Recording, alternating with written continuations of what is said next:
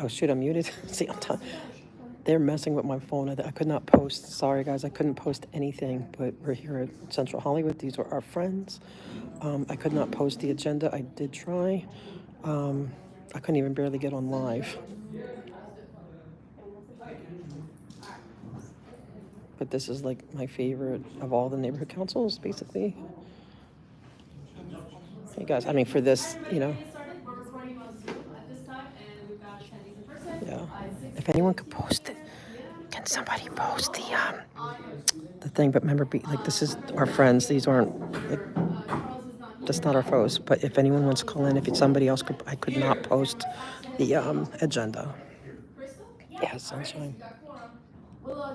Thank you, Vegas. Hey guys, I'm here with Don, right? Consent calendar without the approval of the September board minutes. They are not in the supporting documents link, which is on the top of your agenda. But I would like to approve the MERs for September and the 2024-2025 updated administrative packet. It's okay. I can't post either, but. Do you have a second? Is that second? Okay, thanks, Crystal. Second. No, this is the info center.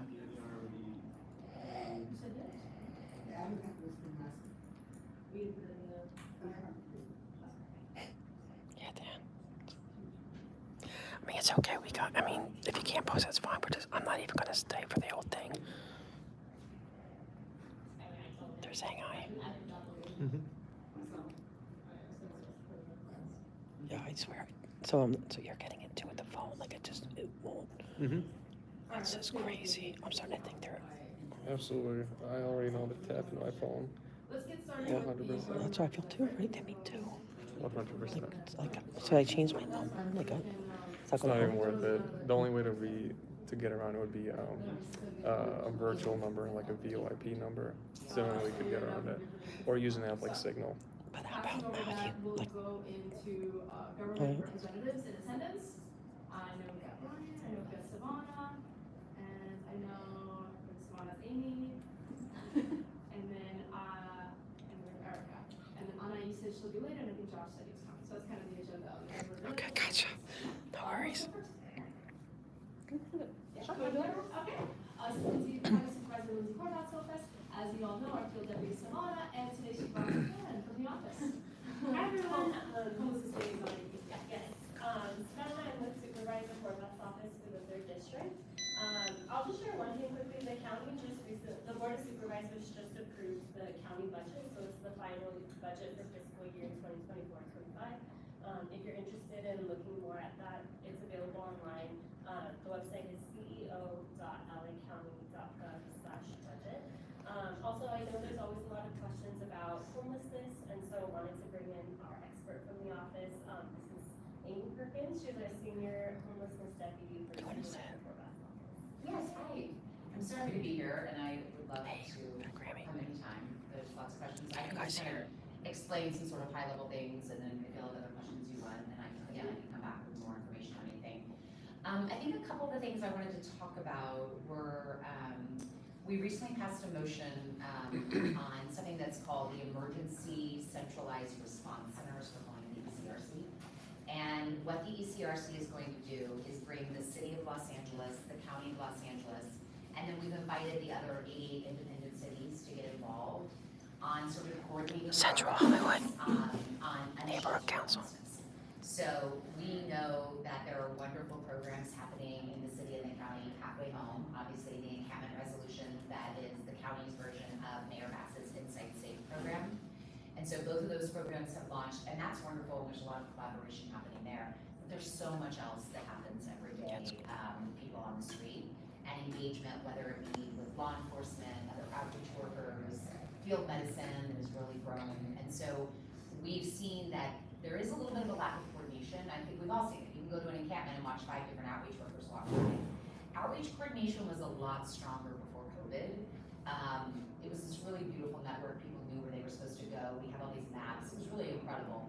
COVID came and we pivoted a lot of the outreach workers to do different things. So they might be running, a vaccine clinic, for example.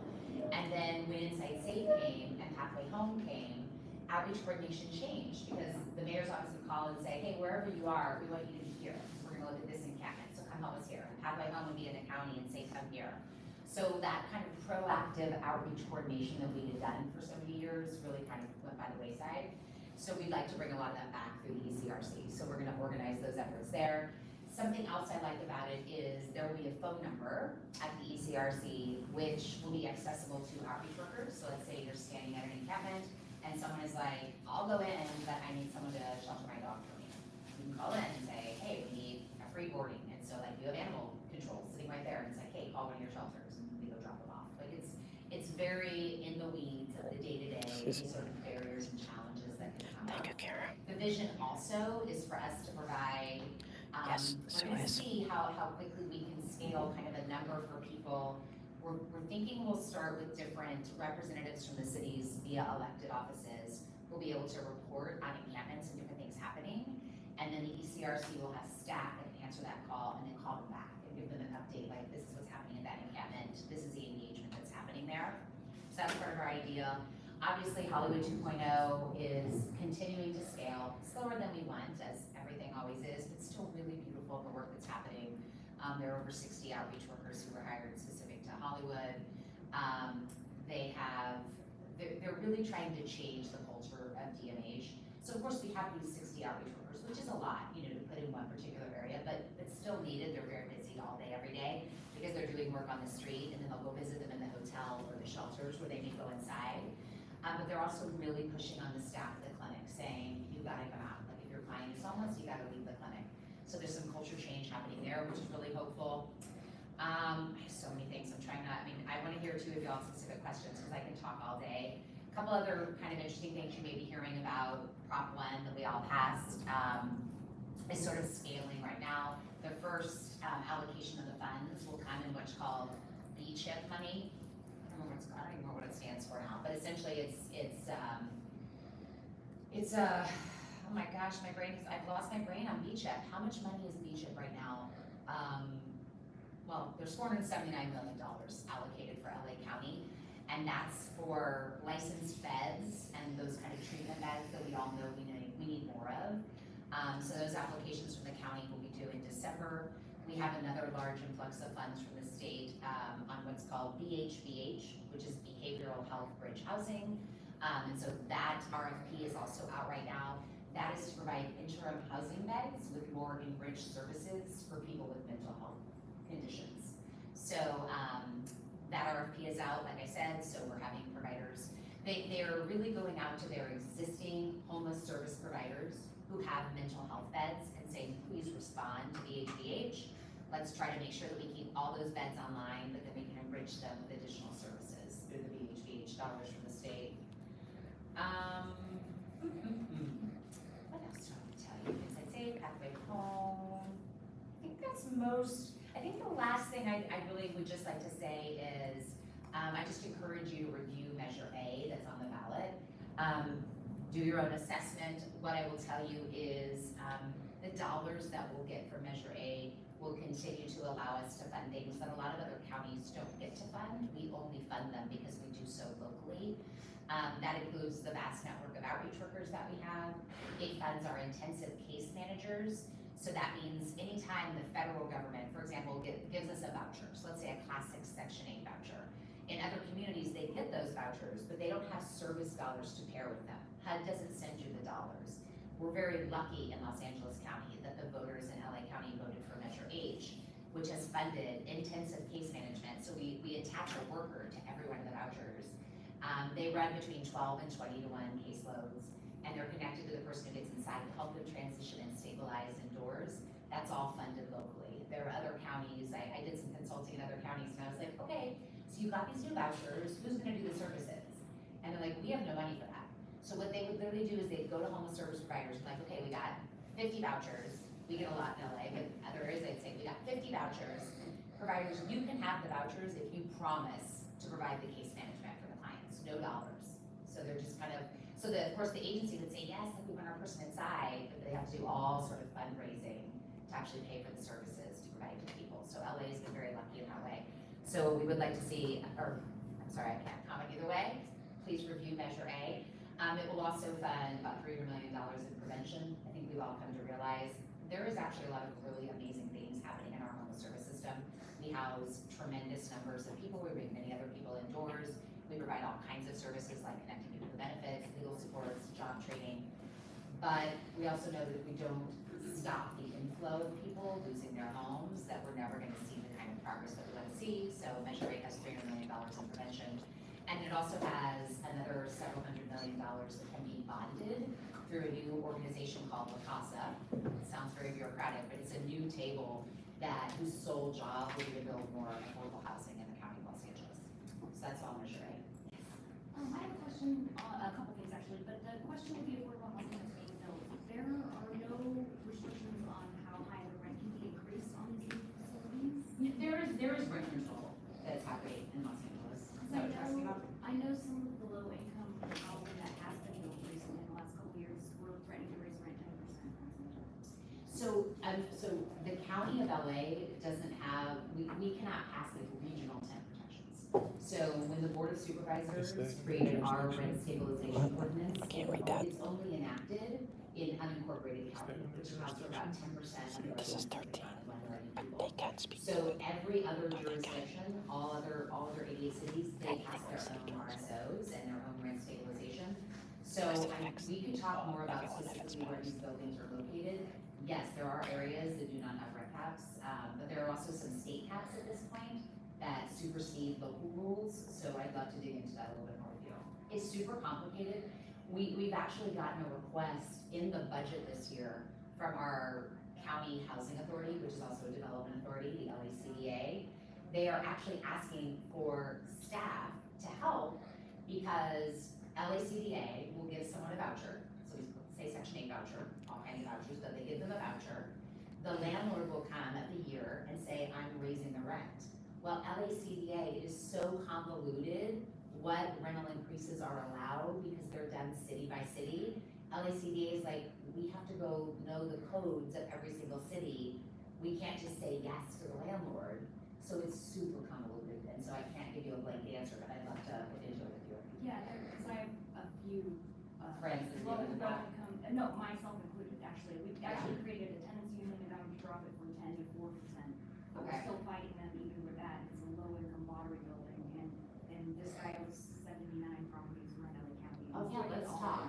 And there's really a lot of really wonderful work happening in the county, a lot of it happening through our, what's called our DCDA, Department of Consumer and Business Affairs, misleading name because they're leading a lot of really incredible tenant protection work, so I'd love to hear more about this. And then also with the treatment bed thing that you mentioned. Yeah, the BH stuff, confusing, but yes. Yes, are they gonna be building more? I mean, because I heard that there was already a shortage of beds, so I love that they're gonna be putting money towards getting them online, as you said, but are they gonna be actually having more facilities? Yes, so this will be to build more beds and have more locked beds. Okay. That is what the dollars are for, more treatment beds.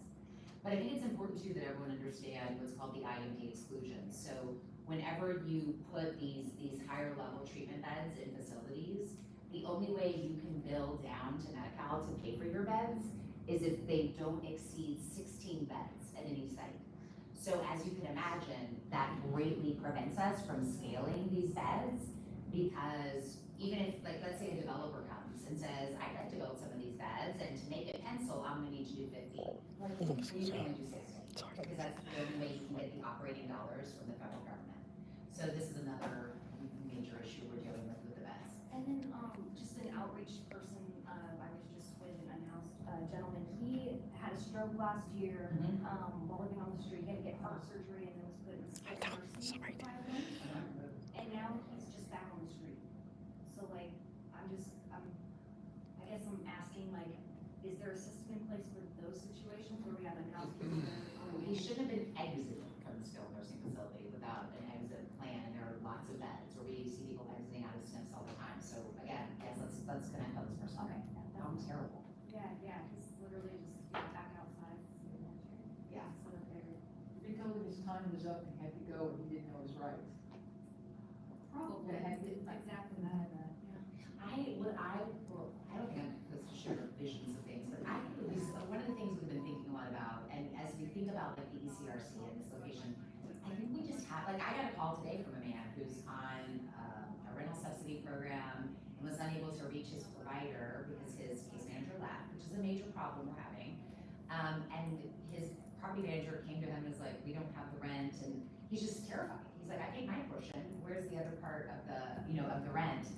I just like, we need like a phone number, literally that's answered by a person that's like, this happened to me, can you help me navigate the next step, Yeah, yeah. Because people fall through the cracks, they do. And he's older than I just see. Right. Yeah. Absolutely, okay, that's connected, I'll give you my card. Awesome, thank you so much, I appreciate Yeah. it. So what would you say is like the total allocation for LA County's budget directed towards homelessness for next year? That's a fantastic question. It's not possible to answer that question. I mean, we can answer it in like tranches, we know that Measure H generates about $500 million. We know that, we're gonna get $100 million from the federal government to our COC. Like, we can go through all these individual things that we're doing.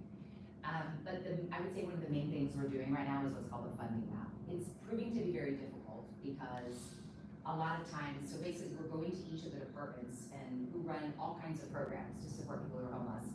And we're saying, we need to figure out how much you're spending. So if you are the Department of Social Services, how many of your clients are on GR? How many are doing a rapid rehousing program? How many are receiving food stamps?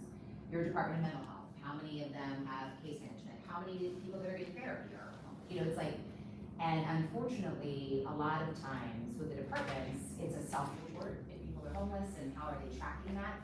So they're doing a very deep dive. We're probably 12 months in on the map. There's a lot more work that's happened to support it because if the voters choose to give Measure A, that kind of understanding is going to be critical because the dollars allocated through Measure A are tied to performance. So we need to understand like what kind of money do we have, what kind of impact is it having now so we can get baselines so that we can see what kind of impact the money that comes in has. If you don't have a baseline, you don't know are you doing better or not better.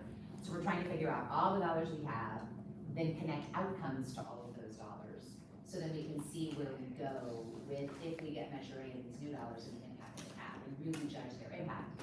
So we don't know. If you were to do a rough estimate, Oh, I don't know. 2 to 10 billion, 3 Sure. to 5. 2 to 10, I think is reasonable. How much would you say that like goes to like education in the county? I have no idea. Similar range? I don't know. I don't It all goes to LAPD. I have no idea, honestly. We can look that. The reason I ask is specifically, so I live right across the street from Vine Street. Also right I across think she's with the assembly person. Like kind of, what I would say, like one of the homeless hotspots. Oh, sorry, I didn't mean to interrupt you, but Homeless. what I was gonna say is that, we could always agendize, so that way we can, have a full discussion about the Like topic budget. of She's their homelessness, daughter. and then maybe even send some preliminary questions your way, so that way the next time you come back, we can have maybe more of the answers of what we're looking for, but I just wanted to caution the board that we are kind of getting really deep on this topic, and it might be worth everyone's benefit to agendize it as an item. Yeah. Sure. I just had a last question. Yeah, so, So yeah, tell us what you're trying to do. yeah, so live right across the street from Vine Street Elementary, right across the street from Project Angels Movement. I would say it's like I got one two of questions, yeah. the small homeless hotspots of Hollywood, right? Okay. Obviously Hollywood and Vine, a couple of other areas around the neighborhood, have much more homelessness, right? But what I'm seeing is frequent conflicts between students and elementary school students and the homeless that are around. I talk to parents in my neighborhood, just, who walk the dog, talk Yeah. and stuff like that, who in many cases are afraid to send their kids to school by themselves, even if it's 1 block away, right? We have a site which is basically goes right under Vine. I think it's like one of these like last remaining like underground tunnels, which is constantly locked up and when it's not, it's completely inhabited by homeless people. Yeah. And so I think for me, I've been on the board like not too long, right? I'm not like a very naive perspective, I would say, that I have. I'm not super well educated. That's why I have all these questions. But I think there's definitely, it's great to hear about all this money, right? Is basically my perspective. It's great to hear, we're hundreds of millions for that, 3 to 10 billion, 2 to 10 billion, whatever it is for these kind of efforts. But for me, I think homelessness is a pretty complicated system, right? In the sense of, and I think in many cases, Yes, oh yeah, they have a lot of them. They've been closing them up near schools. having habitable neighborhoods, having habitable walk to school, Look at the city council on the agenda. There were several of them were on the agenda last People week. are not afraid to go to school because all of a sudden some homeless person that's being funded by, in whatever means necessary, right? With all the care and all the food and all the benefits programs and all those kind of different things, when the kids themselves don't even have this kind of privilege. And for me, I think it's really saddening, right? Not even, I think, frustrating, but saddening to see that the root, or what I believe to be one of the root causes of this greater system of homelessness, He's gonna be a good leader. He's new. is in direct conflict with the funding and the money that's being raised in order Daniel. to treat Dan's his last homelessness and I go out forget and- which one because there's two Dans. So I forget think which the broader one. question maybe that I But have is, he's you know, good. He sounds what is the Balkan, county's I can tell. perspective Yes, he on does. how do we- Balkan how or do we some sort of I mean, Russian. systems aren't fixable, Interesting. right? And I think it's a systemic homelessness problem anyhow. Yes. But what But is the way outside Sunshine, our system. Sunshine's Russian, I think. Many of think it, you that know, I knew. states, I can tell, yeah. But from the, in Criminal the, justice system, social welfare, See those two. or education. And R2. Absolutely. That's the same. all of which, Yeah. social welfare, criminal justice, all of which again are tied Are any of to them elementary related? education, right? I think that's I don't like think the so. one, like, root that you can see between all of the different issues, all of these different topics.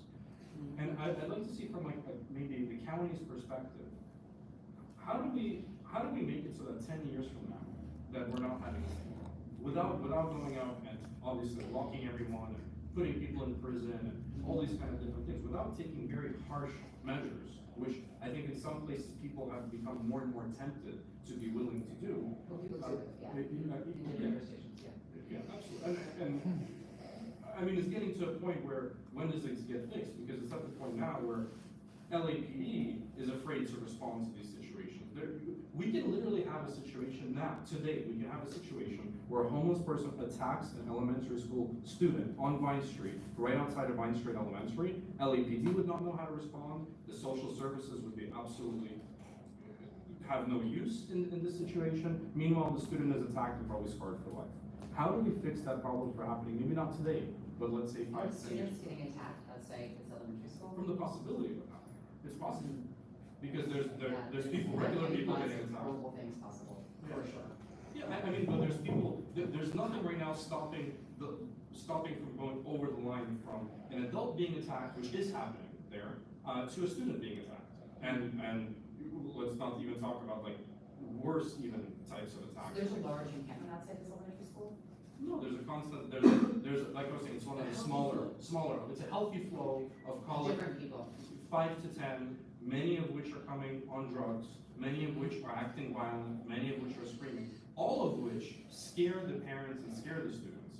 But I think the root of the question is, 5 to 10 years from now, how do we prevent that problem from happening? Yeah, that's a wonderful question, yeah, and I think first of all, there needs to be engagement around, I assume there is engagement happening at the school and the encampment outside of it, but I think. I mean, but like you're saying, it's also disorganized in so many Well, different no, but there's a lot ways. of amazing things that happen, so I'm gonna call out the disorganization because that's where we're gonna invest our time, but there's also massive organization, lots of people that are coming inside every day. So that's one thing we need to look at. I mean, ultimately, for us to end homelessness would be, I mean, it's a much bigger upstream issue. So we can be as organized as possible. We will never house as many people as are falling into homelessness I don't think because we can don't end- have enough affordable housing. I personally don't believe that there's an end to homelessness, but at least the separation of children that are going out and building the future of Los Angeles and LA County versus the homeless people that are a threat to them. And how do we just separate those?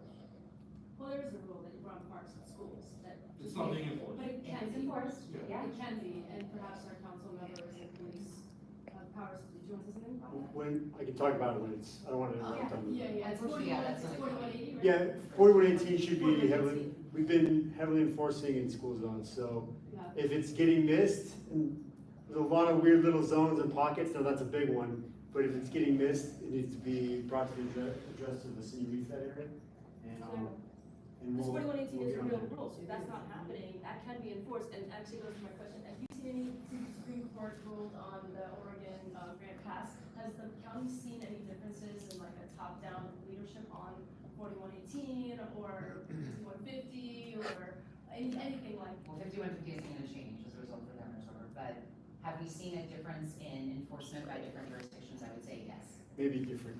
Our policies are still the same because the laws were changed to reflect that original ruling, so we don't have those same enforcement mechanisms anymore. You don't have the same enforcement. 4118 was modified to fit that original ruling before it was reversed. So we're still under basically the same Well, maybe what operating. about the no camping rule, which is mostly what that Supreme Court decision ruled on, which is no camping from 6 a.m. to 6 p.m., right? No, grants pass is that you can cite someone for having, just like sleeping on a sidewalk with a blanket. You can give them a ticket or arrest At them. any point, but prior to COVID, we didn't allow during the day camping. The 5611, which you can. So we have, again, I don't want to jump on the, I don't want to jump No, on. go No, right if you're ahead, talking this about isn't 5611, our, this that's isn't our mainly game. my question, because I thought grants passed essentially, like you said, ticketed folks that, quote unquote, were on the sidewalks, basically. So my question was just during the day, pre-COVID, that was enforced, so I'm just curious, how Correct. you're enforcing that. It was relaxed with COVID, and then it was eventually softly implemented again, with most of us not even knowing on the officer side.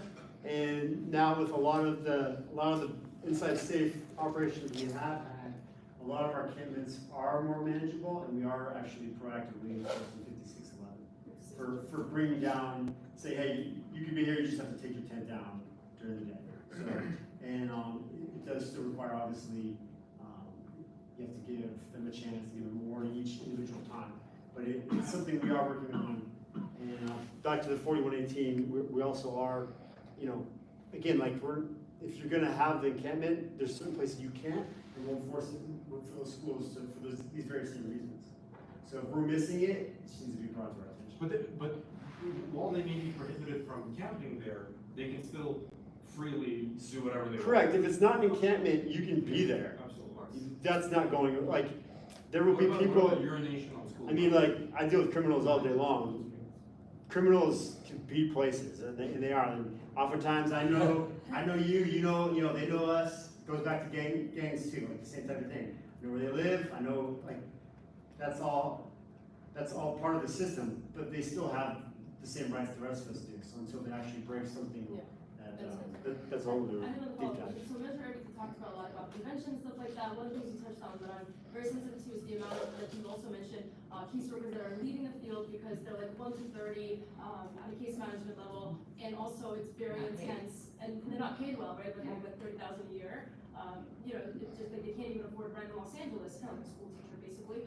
But they're just taking on some really serious psychiatric and potentially like harmful physically responses, right? People, and also emotionally, turmoil of dealing with problem after letdown. So my question to you is, in Measure A, do you know, or does the county or La Casa, is there any sort of benefits to increase for caseworkers? More education to get more into the field, benefits, or whatever reasoning parents to bring more caseworkers on, because then they don't have to have 40, like here for some cases, but they can have 20 perhaps. Yeah, so yes, already right now, we are responding and working with the providers for a bed rate for interim housing, which will go into effect on January 1st, and there will be a subsequent rate increase. He never left. So I you confirmed pay that. bed, obviously you can pay the staff that's working in support of those beds more. So then it has to roll out to other contracts, it has to roll out to outreach, to get increases in the rates. I would say a lot of our intensive case management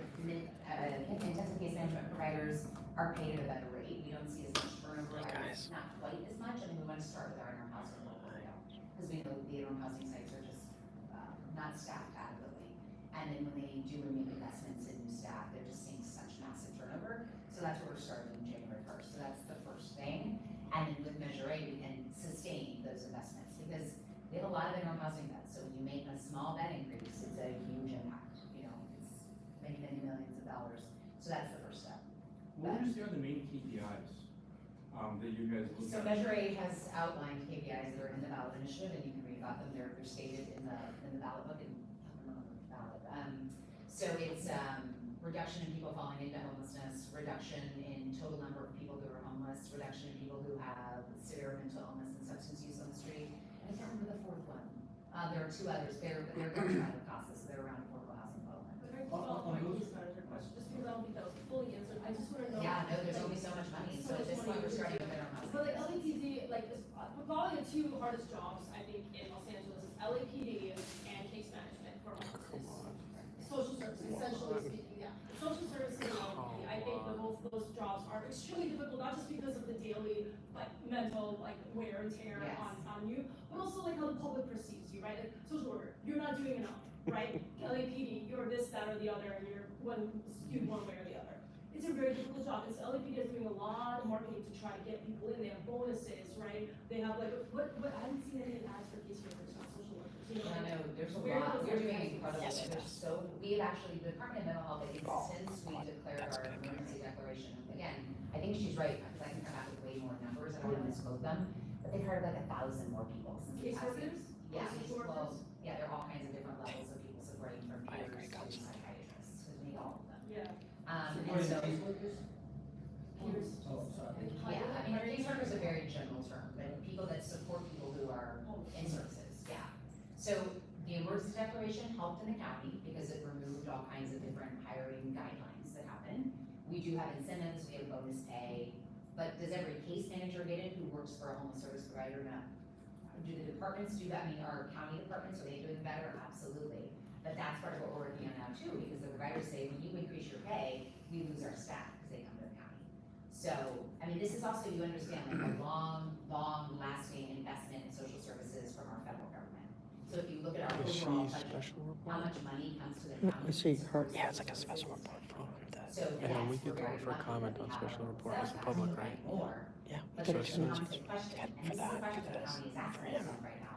They Do don't we have a shrink timer our for homeless special. service system Yeah, no, it's so we 2 can minutes pay each. those that are I know right them now? though. Yeah. And I have to tell But you, we that is get not, that is not to the easy, public. but you 2 can minute leave the limit budget as for it exists, commenting on and her you will special see report. there is a lot of Yes, prioritization okay. for people But who are even homeless, she in warned locations them, like, such this as is going too Homelessness. long. It needs to be In on our the housing agenda. authorities, we have a Don't homeless go. preference that very It's few trying to times get I've ever had it. We have it with our county's homeless authority and the city of LA's homeless authority. But it is a generational, it is inherent to us, it is inherent to our economic They should put it on the system. We do not agenda. fund social services I follow. at the way that we fund others. We expect people to be mission driven and take a low salary. That is how we are funded. As a social worker, I speak from experience.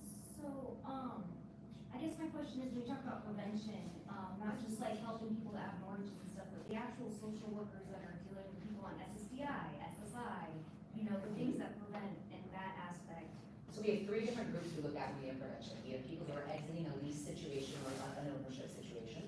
It's about a third. We have another third that are exiting a system of care, criminal justice system, child welfare system, and the other third come from the non-traditional leasing markets. They When it live comes with to family member, they don't have a lease. They don't like the tenant, city they can kick out people anyone. or county, So whatever, we they have to don't look have at a all time three limit. differently. It's just the Some public. do regulation and policy, rental increase tax, right to counsel that we're scaling. I guess I'm thinking of the people that sit behind the desk. Okay, so, everyone's gonna say we gotta move on. So if you could just fix your email or somebody to contact you, I know Savannah said you were coming today, but I don't know if our way of reaching. Is there a way we can connect on a more inclusive conversation, like bigger conversation? Absolutely, yeah, I'll leave my heart. And also, can you come back again next month, maybe, maybe Yeah, some, just let me know when. questions When I together? expand on how we schedule. Because this has been very, very educational, and you said some very important things that I really enjoyed, like It's never as much- mission-driven, low, pay, people understand that?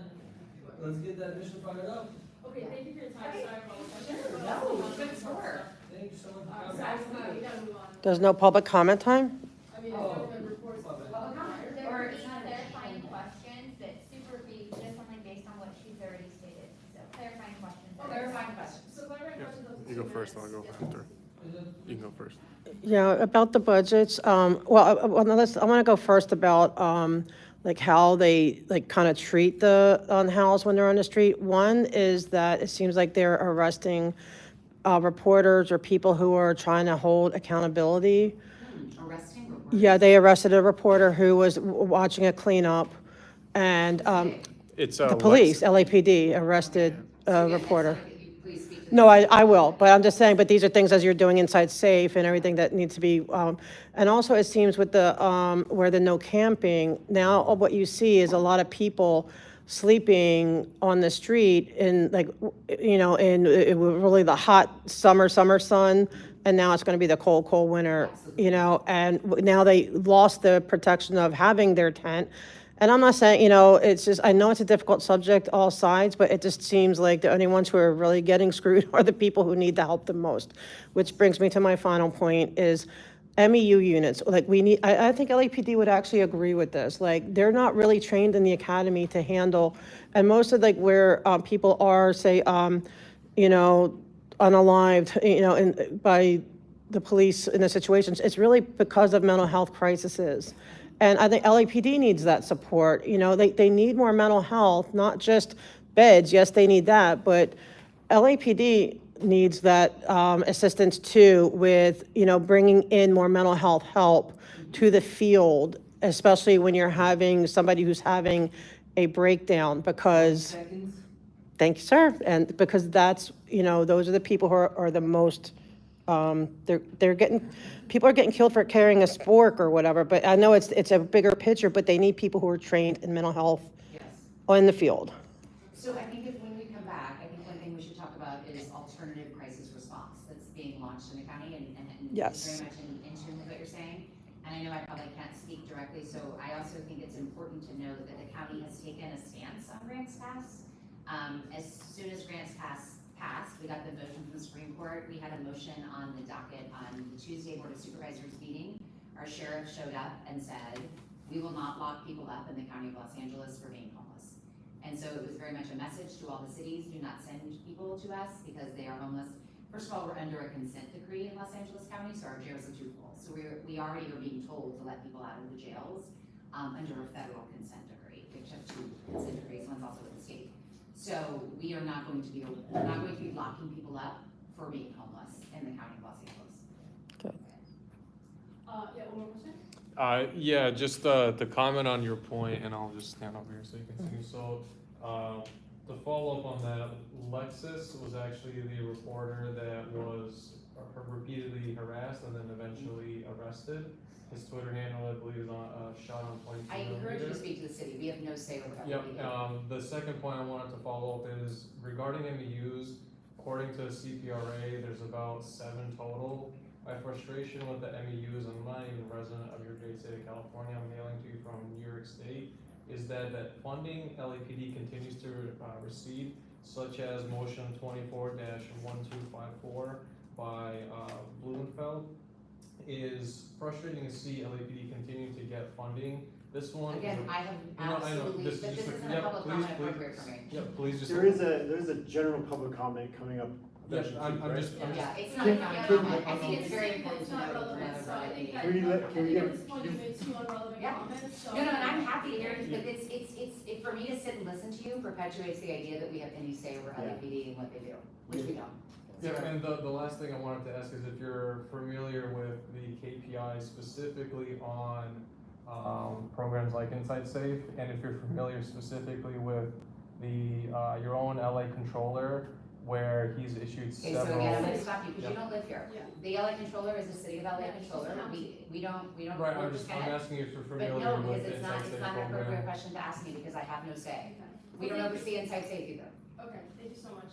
Well, wait, just one last thing, because there's one public comment online. Is that okay? Sorry, since we're supposed to go across the board. If those- I'll stay forever. I mean, I just think there's like, we got an agenda. We're trying to Yeah, move forward here. Behind you is, Mona. Hi. Hi, you have up to 2 minutes, please. Good evening, can you hear me? Yeah. Wonderful, thank you, it's been a long evening already. My question is pretty simple. On the Section 8 vouchers, Mhm. what is the percentage of, or the number of set-asides for people with disabilities, please? I don't have the answer to that, but we can report back to you. We have 19 public housing authorities in the county of Los Angeles, and they're all different, but we can certainly get that information for you if they respond. They make those determinations on their own, through their own admin plans. Thank you, I appreciate it. Thank you. Yeah. Okay, thank you so much. Okay. All right, I'll see you next month, hopefully.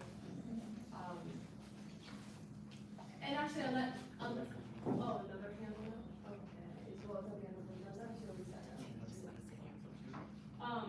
Amy's already seated, so. No, I'm happy to take another public comment. Do we have one? Stephanie? Yes, Stephanie, 2 minutes, please. Actually, I wanted to, this is not Stephanie, this is Clint Bailey. Oh, And hey. I just want to be sure that I came in Who's that? parties at the with the appropriate neighborhood intermission council, like between punk speakers to let you know I have a neighbor council that I have to report. Advocacy, Okay, thank you very much. We'll get back to you. I wonder what they put under stuff. But that does include, the county homelessness liaisons, general comment. Next up, Brian, do you want to? What's going on with the World Series? This is LAPD Officer White. Hello, everyone. Officer Brian White, Senior Lead for the Hollywood Entertainment District. Real quick, because you did have a good question about MU. And without getting into all the details, I think every officer in the department would be happy to have more MU units. The biggest challenge there usually being the clinician that's affected. So you have, because there has to be, there just aren't enough clinicians. It kind of goes back to some of the other stuff too. And my understanding, just from personal experiences, is that you do have a lot of professionals in the clinician psychology profession. They have desk type, office jobs. So to get that type of person transitioned into like getting down the streets and getting dirty, it's a special person too. So getting that going is in of its own challenge. So I'm sure the department would be happy to expand that as far as we can, and hopefully that is more of the future of how policing is looked at for crisis response. So we'll give a quick report. Just last Saturday, we had the Hollywood Forever Dia de los Muertos. I don't know if anyone here was in attendance. It's an extremely large event for the division, and it went off very well. And it's a good community event where, for anyone that hasn't been before, I would highly recommend it next year. And a few little minor issues here and there as far as the police, but overall everything was very successful. So besides maybe some traffic inconveniences, everybody else I would send on the roll. Coming up, we have Halloween, obviously. That's another busy night for Hollywood Division, where we have heavy deployment and bring units from all around the city to staff Hollywood Boulevard. So you'll see a heavy deployment on Hollywood Boulevard, whether it's foot beats, fixed posts, and then crime suppression details. So to address the large numbers of crowds that we get. So it's something we do with every year. We have our plan in place, and we will be acting on that this Halloween as well. This is compounded by the fact we're running into several potential Dodger closeout victory games, depending on how things go. Which there's oftentimes celebrations that sometimes turn into unrest. So we'll have to staff and deploy for those, as well as a potential Dodger parade. So these things are all on the minds of our command staff, and they have plans to fulfill the different needs, however that turns out. And then, along with, we have an election coming up too. So depending upon how things go with that, we'll have details on the day of the election to address any concerns, and going forward, should there be any other issues. So all these things are being planned for, and hopefully that'll help alleviate any other concerns. We did just recently have, this was last night, there was an unfortunate tragic event with a pretty high profile murder that occurred over Detroit and Hawthorne. I will give some credit to the Hollywood Entertainment District. They were able to apprehend that suspect that night. So tragic event where unfortunately looks like the mother of the boyfriend of an ex-girlfriend killed the mother of his ex-girlfriend. But again, he's in custody. So that's due to the Hollywood Entertainment District units being diligent and looking out for him. That's the quick summary of Entertainment District activity. You guys have any questions? Yeah, just a quick one. And I think this one more pertains to like tourism and things like that. If you were to just like rough numbers, just guesstimate, or good enough estimate, what would you say like the crime in the Hollywood Entertainment District by group of people is? So the largest part is going to be, it's usually more nightlife related. And the entertainment district kind of has a daytime component more heavily filled with tourism. That's as you get your people that come out. What are you saying about slow weight? He's not paying do that kind of shopping stuff. And then you have a different crowd that kind of comes in at night more for the nightlife entertainment stuff. And that's typically where you see more the increase in violent type crime lots of day, whether it's just nightlife, partying, club activity, and combined with alcohol and whatnot, provides just inner disputes that come with those. And then you also have people that know that you have intoxicated victims that are easier targets, plus you have people wanting to go out and they want to wear their jewelry and things like that. So that's typically more like that's the biggest driver of our violence, is that nightlife activity. Yeah, it was a prank call, but it was During the funny. daytimes, we do have a tremendous retail theft, issue, and there is still some violent crime occurring days as well, but it's still gonna be much higher. I forgot my, The retail theft, would you say this is like organized retail crime, or it's more like, you know, just coming in and stealing a couple items? that's hilarious. So depending upon how you define organized. Yes, because they there's did. The organized are the flash mobs, there's those. We're seeing less of a mob, but more of a consistent everyday repeat offender type. So is it organized to some degree? Yes, but it's not maybe the media grab and the flash mob. So you're seeing someone who's regularly going in to steal, they go sell, which then, you know, that product is then sold in like a street, market type setting. That's typically more what's going on. It's not for personal use as much as it's just a way to skim income off the stores. Using your best judgment, would you say, like, for somebody who's starting a new business, like a retail type of establishment, would you recommend Hollywood or no? I'm not gonna step in that one. Number two, look, each That's the area smartest is thing he gonna said. have its challenges and its advantages. There's obviously foot traffic here that you don't get where I live, that's for sure. Nobody comes to where I live to for tourism. So there's pluses and minuses, but obviously it is a concern, and we have seen several businesses that are on the boulevard. So. I have funny too, 2 days ago, my coffee shop got broken into. The person, what looked like a transient, talking to himself, there was nobody there, and then ultimately knocked the door and grabbed the laptop and left. So I do ask myself that question, is like, opening up a coffee shop in Hollywood a good idea, because the laptop just went out the door, not mine, but nonetheless, the staff members. So yeah, things do happen. That it was not organized, I think it was just like a Kind of opportunity. Kind of opportunity. But it's really hard to identify, no matter how many cameras I had and the police report, it's really hard to identify this individual, so yeah, things. I got a question. She's got a for fucking Esther. mouth. So, She's the one I wanted to I've seen some of these flash mob Penny tactics Bats. happen, and that Rest all feels like a attention. cultural phenomenon that's happening with some sort of tied-in animosity towards just like anybody who's got a business, I guess. It's like these groups gather and they have this like mob mentality where they're like totally okay with just coming in.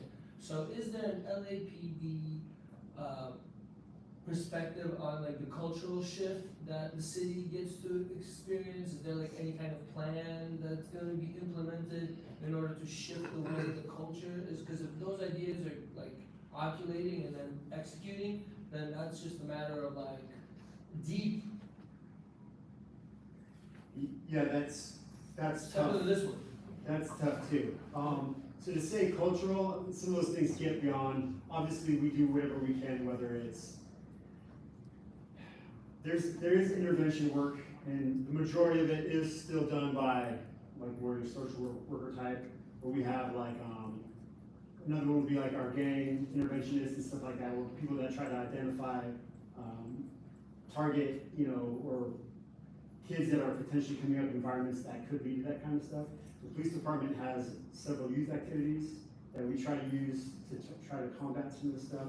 Those being like the cadets, and then we have our police activities lead, and there's all sorts of stuff where the idea is getting in kids that might be at-risk community or at-risk kid that's having trouble in school.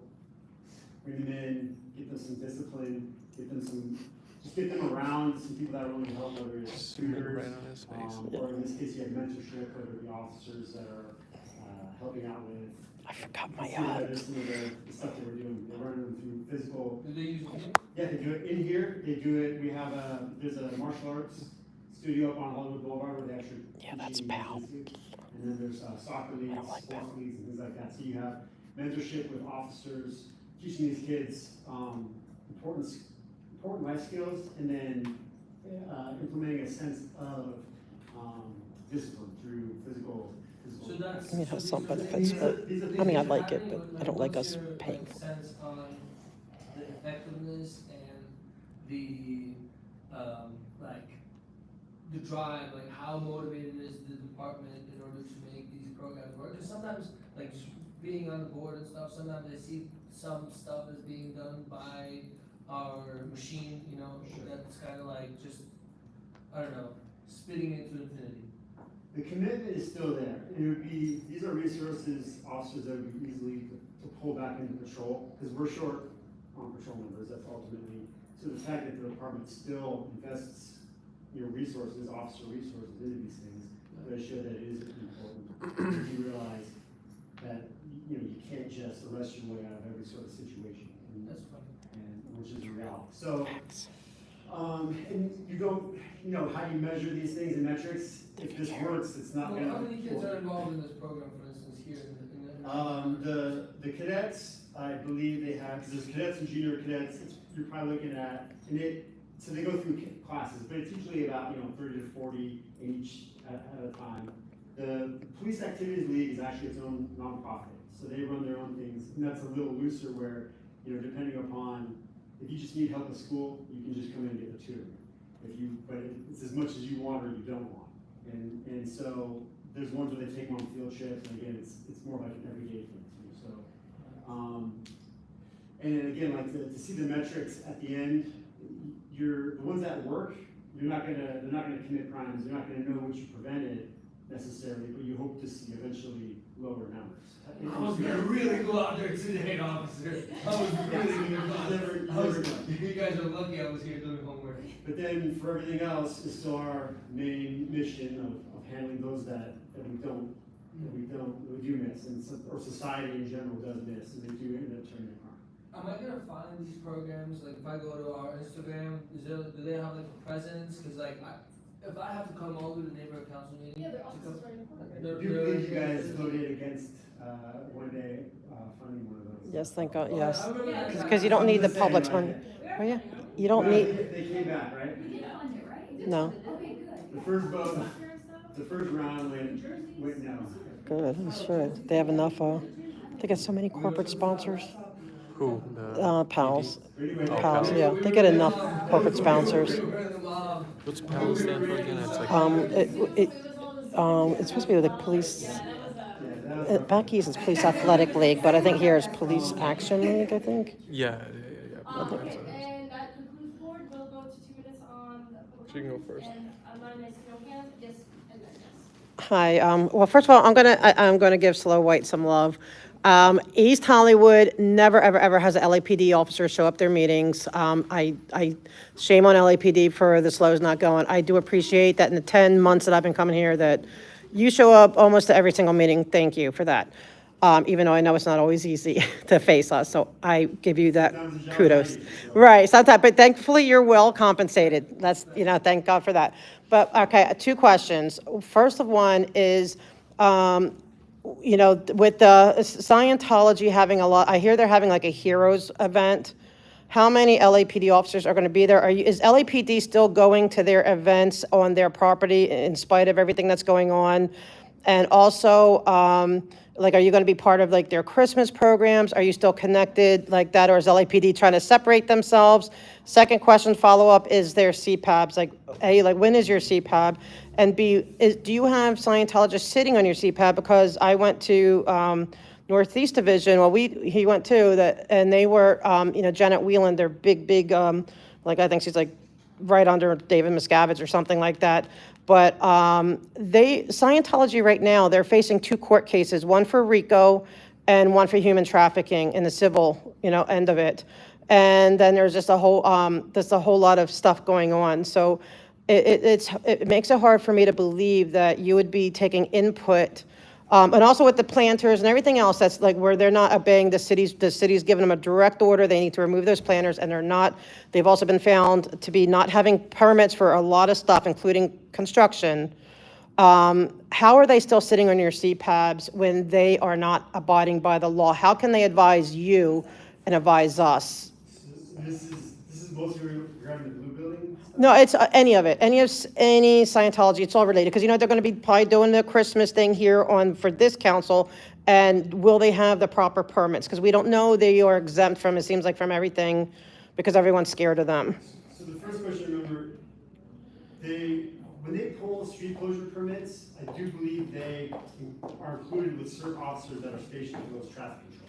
You know what you're talking about? No, actually, the police finally stopped doing that, thankfully. No, my first question was, with all their holiday events, they're having a hero salute event. That one is at Blue, I believe.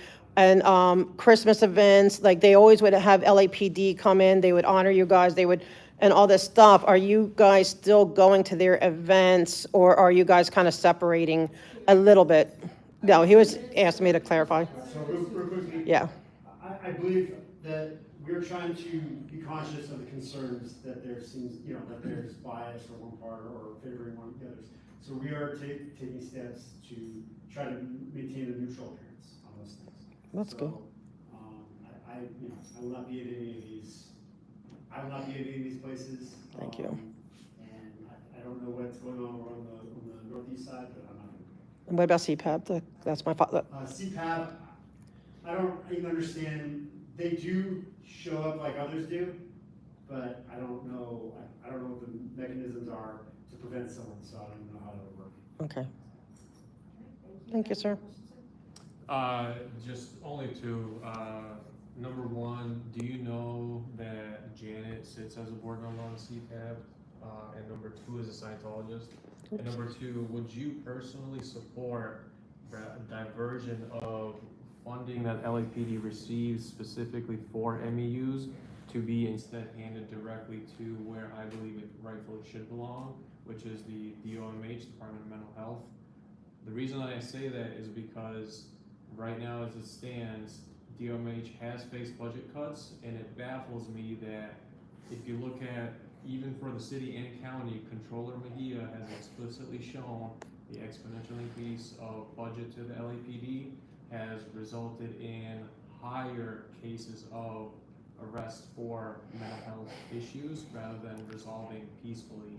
Those are occurring instances that are increasing in violent response by the LAPD, despite all of the budgetary increases for MEUs. Those are my two questions. Good questions. The first one, again, just my time is killed, but do you know that Janet is an OSA, high-ranking OSA member for Scientology that sits on CPAP? Yes or no? I don't know her rank, I don't know her status in CPAP. Okay. I do know they do come to CPAP. And then the second one I had is, would you support diversion, you personally, would you support yes or no diversion of funds from the LAPD regarding MEUs to instead go to the DOMH? But either way, it's totally separate budgets. You have the county, which is DMH. We don't have our own city social workers. All those are county. And the city's never going to pay the county and vice versa on that type of stuff. So, Yeah, well, I'm asking you personally, would you support that? no, I don't even know I'm not in the budgets. Like, that's beyond what to just say it randomly would be an uneducated. Thank you so much. Hey, Sunshine. Step into that one. I never did. Did not. He dodged the bullet, or he dodged the landmine. Stepped around that. Hello. Oh, thanks, guys. Melina, That's you have great. 2 minutes for comment? Hello, I just need public comment, thank you. Oh, okay, thank you. All right then, Officer, yes, anything? In closing, I still recommend or encourage, kind of like if with the others, if you have a question in advance and you think of it, please feel free to email. So I can give the better answers instead of sometimes coming up with it as best I can remember. So, and that knowing also sometimes conversation breeds conversation and questions. But feel free, anybody to call, email, and I'll do my best to get these a little more prepared. But what's your email address? Thank you. Can you give us the email address or no? Or then you're gonna be bombarded with or I'll take the card. You just gotta have Scientology questions already answered. and I know. you got- Well, I'll have to ask them for next month, right? All right, so everybody come up. I don't think there's anyone else in person. Welcome back, Erica. Is she for Hugo's? No, she's the Department of Neighborhood Empowerment. She's their their advocate to keep them on check, like to make sure As they're. well as 7 other neighborhood councils throughout the city of Los Angeles. I did send the board an email right before, or maybe a few minutes ago, with some friendly reminders and announcements but just to share a few here, I have 3 things to mention. The first one being is elections are around the corner, and if you haven't heard already, this is a vote by mail election only. And so just to throw out some important dates, the election date for CHNC is going to be Tuesday, April 15th. And I know that's some time away, but the candidate filing period, if you're interested in running for a seat available on CHNC, that is gonna open up December 13th. So just keep your eyes peeled for any information regarding the elections. I know that our department is gonna be pushing out, we've already pushed out our election plan, but more information and opportunity to come if you're interested and have no idea where to start. We'll start holding those workshops and presentations. And I also know that the board is already having these conversations of what they will be doing to promote the election. So just wanted to get the word out there about that. Secondly, similar to last year, our department is pushing out what we're calling the 2025 Empower LA Youth Conference, where we're inviting double the amount of attendees that we did last year. Last year we invited 50 youth, given it was our first event, wasn't sure what was gonna be the interest, but now we're bumping up the numbers to 100 youth from throughout the city to come to City Hall to invite them to workshops. There's gonna be a panel discussion, and then at the end of the event, we're gonna have a resource fair where we're inviting neighborhood councils and city departments as well as nonprofits to come out and share what information, resources, opportunities do you have available to you. I know that when I was in school, I feel like, oh, there's so much to do now. It's either I didn't know what was going on or there wasn't enough going on for me to have that opportunity. So we want to create the space easy enough for youth interested to find it all in one central location. So on that note, the event is scheduled to take place on Saturday, February 22nd, but applications open today. And so again, because we only have 100 seats available, there is going to be an application process for this event. So please share, I will be sharing graphics and language for the board to share, push out on your platforms. But if you have nieces, kids, if you have students or mentees that might be interested in, this is for youth between the ages of 14 to 17, and you have to have some sort of stakeholder status within the city of Los Angeles, which means if you work, you volunteer, you attend school, and or you're a part of an organization that is within the city of Los Angeles, you can apply and possibly be approved to attend this event. That'd be great for Yes. the minor, So, for Solomon. 14 to 17. Oh, yeah. This would be perfect for him. That's middle and high school. Oh, that's high school, that's like 8th grade. That's 8th grade? Yeah, high school. Right, because that age group is what we considered a youth seat within the NC system. So again, we're targeting the youth, that's the age group that we're looking for. Lastly, I also just wanted to share that for the past couple of weeks now, I've been doing some direct outreach for some of my neighborhood councils. I reached out via email, wasn't getting a whole lot of response, so I said, you know what, I'm just gonna start popping in. I started visiting some of the LA's USD school and charter schools within some of my NC boundaries, and a lot of schools are receptive to the information that that NCs are talking about, the resources that you all have, especially, right, as you can imagine, the grants and efforts for collaboration. So I've done the Northeast area, I've done a little bit in the Valley, and so now I'm gonna be prioritizing our Central Hollywood Neighborhood Council boundaries. So you may see a few emails, or even if I'm about linking you with some schools nearby. But I also wanted to throw it out there, if there's any nonprofits that, from both the public and the board, that you think I should be reaching out to, just to start those introductions, please let me know, and I can make it a part of my route. Outside of that, again, a lot of administrative and announcements were listed in my email, but I'll leave that all to you to kind of, follow up on that. Quick question, I believe Nye reached out to you, or we could reach out to you about which of us are eligible or our terms are expiring, because on the website it said 3 out of 9, which didn't quite make sense to you. Were you able to look into that? I did look into that, and as you know, within the city clerk's office, they have an election division, which they're more familiar with what seats are up for election. I haven't quite got a response that is helpful, which is why I haven't responded. I'm sorry about that. But I will be sure to follow up because I know that they're kind of wrapping things up in preparation for the election season. So I'll get that information to you as soon as possible. Also, now's a good time to do the t-shirt thing since it's NC Oh, related. Okay. So I have here a extra large CHNC t-shirt, and the person who answers this trivia question will win this t-shirt. You guys ready for the question? Let's do it. What year did CHNC form? What year? And whoever comes the closest will still win the t-shirt. And this is what it looks like. I'm gonna say 1997. 1997. You. I'm gonna say 2003. 2003. Who else? I was gonna say 99. 99. 2000. 2000. 2004. 2004.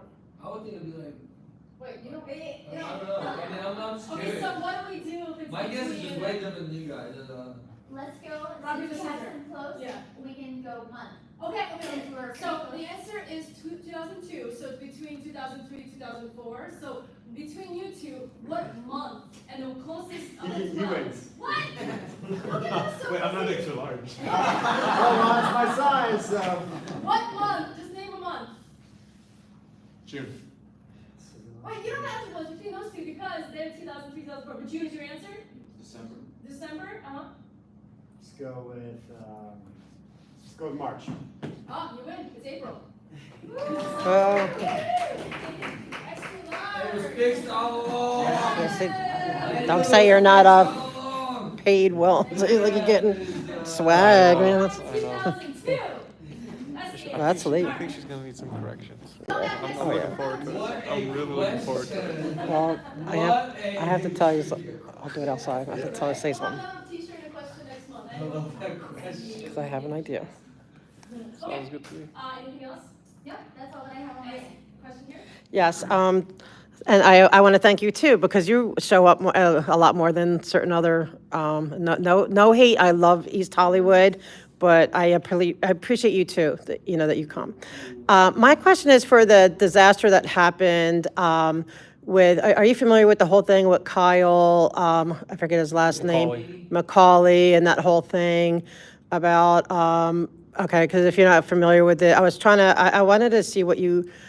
Because I kind of contend that sometimes the neighborhood council, like there's not enough training or there's not enough support for them because they're coming from the outside. They're just neighborhood and sometimes things could be handled incorrectly. I'm not supporting his behavior by any means. It was horrendous. He deserves to be, he's been, I think, censored and suspended, and I have no problem with that. But in the future going forward, to help prevent those things, I would love to, I think would be a great idea to really, really have a little bit more, like, I know they have some training, but really to talk more to the boards about how to handle, say somebody come here, like I come peaceful, I come with what I want to talk about, but I'm not going to stir things up.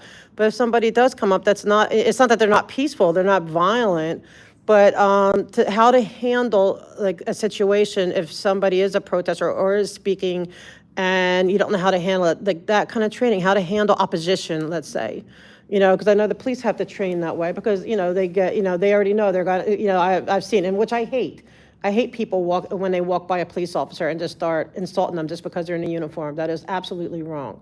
And I don't believe in being disrespectful to any, really anyone. But I think to help people in the community, if they're going to, like they need that further training, and that does not necessarily formal, but just as you're talking, like how do we handle protesters? How do we handle these things and not break the code of conduct? Because that's what happened. He broke the code of conduct and he got everything coming to him, but had there been maybe a little bit better training or intervention prior to that, and he would have known it wasn't his job to do what he was doing, that it may be helpful. Because I don't want to see that to happen to anyone else. I'm very supportive of the neighborhood councils, and the people. I guess I'll start by saying, given that this is the space to ask clarifying questions based on the announcements that I've made, I can't speak too much about this. Mm-hmm. On top of that, I'll also share that, I'm not too familiar with the name, although I think what situation you're describing, we can talk offline about beyond the code of conduct policy and, freedom of speech and how the neighborhood council system respects, those rights. We can talk offline on specifically maybe what training our department offers, or what we can do more as a department, to kind of better address those things. So I'm happy to talk offline. That's perfect, thank you. Yes. I just had to, one, first is a comment to follow up with a commendation that I believe the liaison, that position that you serve is a very valuable asset. And I think a lot of the neighborhood councils would be better suited to themselves to understand that they truly do hold a lot of sway. And I think particularly on the writing of community impact statements is something that is very, very undervalued and very powerful. The second question I had is to follow up on support for neighborhood councils. Would you personally support ongoing training for specifically on education for upcoming motions and debriefing so that they could be better suited in order to be better equipped to writing CAS reports on whether they are pro or against particular motions brought up to city council? Yeah, sure. It's not too clear to me if the first comment was a question, but. Just a comment, yeah. But I heard the second one, so I'll answer that. Given that I am working and I represent the department, I'm not in a space where I give my own opinion, although I can share that the department, of course, as a whole, wants to support the neighborhood councils in amplifying the voices of their community, of which you described. One way could be through community impact statements. So as a neighborhood empowerment advocate, if I have an understanding of what are the needs of my neighborhood councils, absolutely I can do my best in providing the support that I see is, that I'm being told of what is needed and what I see through observation. So, I mean, absolutely, that can look like a lot of different ways, right? In the example that I've given about outreach, I've seen at some of my neighborhood council meetings that maybe the attendance fluctuates. Or I've heard before, hey, no one even knows that neighborhood councils exist.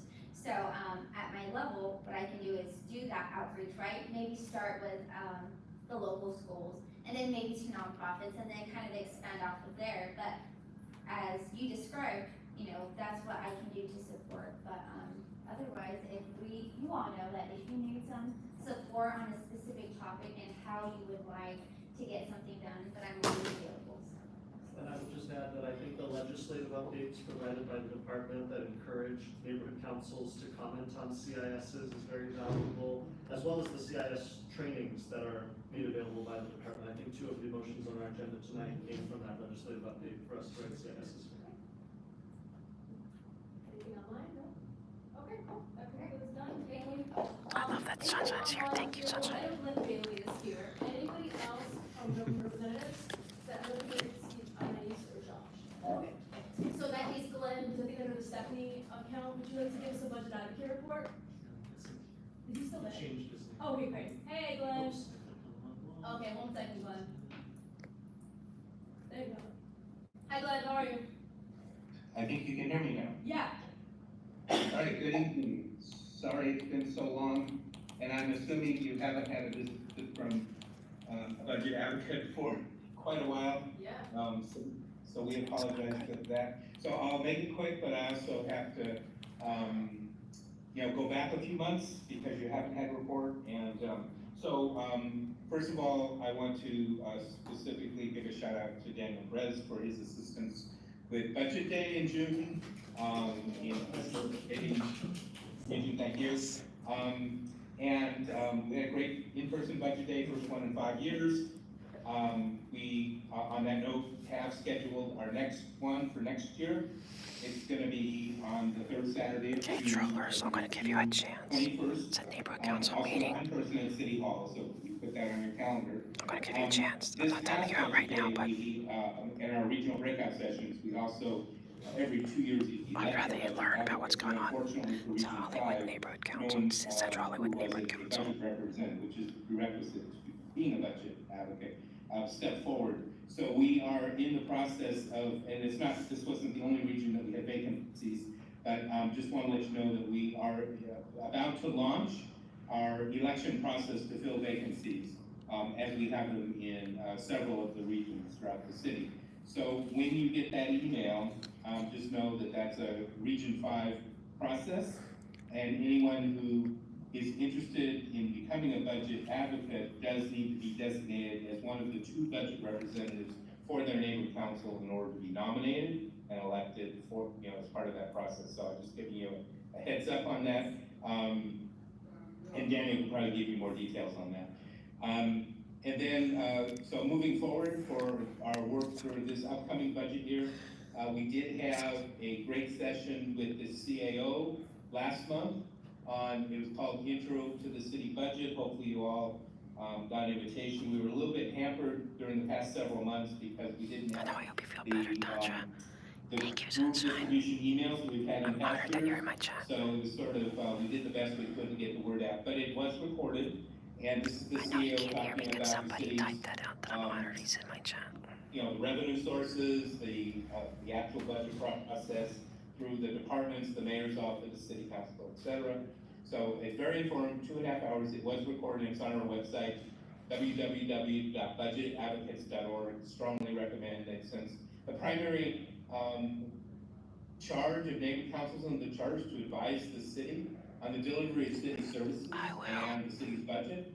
So this is, it's integral to that. So, even those that are pretty familiar, this presenter is an expert in the city's budget process. You are watching a neighborhood council meeting drama. Budget. I think the date was September 14th. You'll see that on our website under the tab of training. And then, since our next task is to meet with as many of the 40+ city departments as possible to give them feedback on what we're hearing from neighbor councils and stakeholders, but also for them to talk to us about their upcoming budget submittal. We did have a session a couple weeks ago. That was on October 14th, and that was a meeting with city departments. And that also, the recording for that is posted on the website for those of you who might be interested in participating in one of those meetings. That is open to anyone. You don't have to be a budget advocate or budget representative. We do sign up by the city department, and we do have openings on most of them.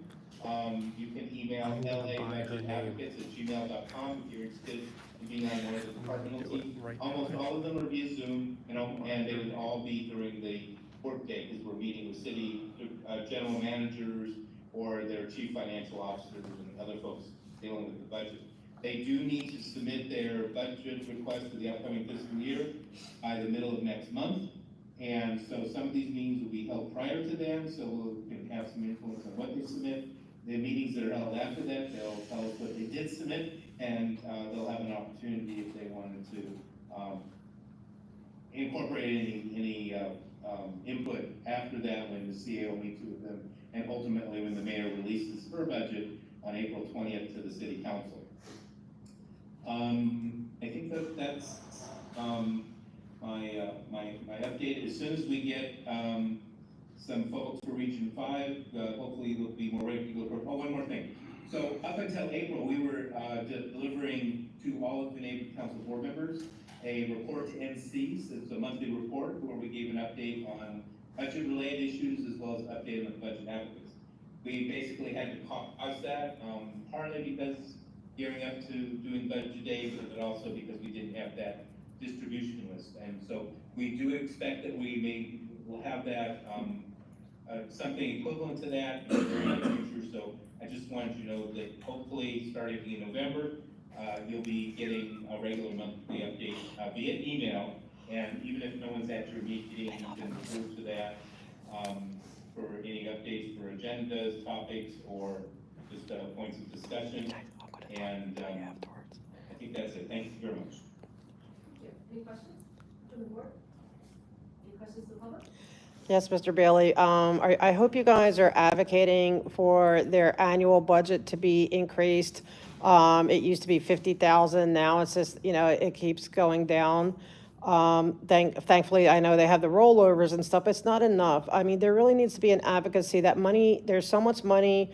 Let's face it, LAPD gets the lion's share of it, so everybody else has to, kind of grab for what's left, and we have so many needs. But this is like boots on the ground in the community, helping community efforts. Like I think Bite Kitchen's here today, and and different things like that. They need more money. And how hard are you advocating to give them more money? That's it, thank you. Well, first of all, I think it was a great success to be able to get 100% of the rollover money. First of all, so that the neighborhood councils don't lose that as far as it going to the city general fund, in essence. And so we would definitely support that. The budget advocates, during the past couple years, partly with input from a number of neighborhood councils, have taken a position that the funding amount for neighborhood councils should be increased at least back to the 50,000. And if you do it to a rate of inflation, it would be about 86,000, cost of living, 86,000. And if you tie it to the city's overall budget increase, during that same time period, our funding would be over 100,000 if you look at the other increases for the entire city budget, which has moved from like 7 billion to like 15 billion. He's saying be nice. So, She's trying. so, and we did, when we met with the mayor shortly after she came office, Give her a chance. in February after she came office, this was one of the talking points we had with the mayor. She was, by her body language, her questions, and taking down notes, we went through the statistics of the, what we started with, what we currently were at. She was writing notes and she asked questions. Unfortunately, it didn't get reflected in her budget request, for the following year, or for that matter, for this year. So we'll try again, but really, it really is gonna be on all of you, all the neighbor councils as well, because I think all of her deputy mayors, who represent, her throughout the various parts of the city, I think need to hear from their various neighbor councils, that there is an interest to, move in an upward direction in some way, but, that's what I can share. All right, that was all. Any other questions? No. All right, no questions. Thanks, Glenn. All See right, you next month. See you next month. All right, so that concludes He needs to start coming. We'll open up for public comment. Public comment is an opportunity to talk about anything that's not on the agenda for up to 2 minutes. Then I'm gonna leave, I think. Online, so yes, please take 2 minutes. Yes, I kind of want to follow up with what my Henry here said about the power of the CIS and just your involvement. Like, I'm very, very supportive of all the neighborhood councils, all 99 of you. I want you to be very well funded, well trained. I will always advocate for all of you. But one of the powers that you have is the CIS. And I don't know how involved you guys are. Like, I just started going now, like, to every council meeting, every committee meeting, and it's like really intense and it's a little bit crazy over there. Also go to public works meetings. But, and it's true, like he's pointed out, like we never see CISs. I've seen one person from a neighborhood council going, she wants the name tag thing, and so she's been going. But there is like, you have so much more power. You have such a bigger voice than you realize. You could really be a lion for the city council. And imagine if 99 neighborhood councils put in 10 CISs a month. It'd be a screaming for budget, whatever it is, all the committees. You guys have so much more power than you think. And I think they don't really, I'm not blaming Don, I kind of blame the city council that they don't let you know how much influence that means and how much weight it pulls. Because I'm telling you, Mr. Hugo, if he sees all his neighborhood councils saying the same thing, he's going to listen because he knows that you're representing the voters. And so I just think, I want to see y'all use your voice more. And then I also want you to keep a check, and I had to bring Scientology into it. If they're doing their Christmas, I have to be true to myself, right? And if they're going to have their Christmas, I want to make sure that they have their permits, and that you guys be willing to ask if they're. And I want you, stay on, LAPD, not to go to, because it's a conflict of interest right now. There truly is, and they need to stay away from all that stuff. And I thank you that you are. I appreciate that. But the permits too have to be legit. They can't get away with not having permits when everyone else has to have them. It's not fair. Thanks. So I'm learning the timing. I just want to start off by formally introducing myself to you. My name is Henry, and while you may not know me, I know all of you quite well, actually.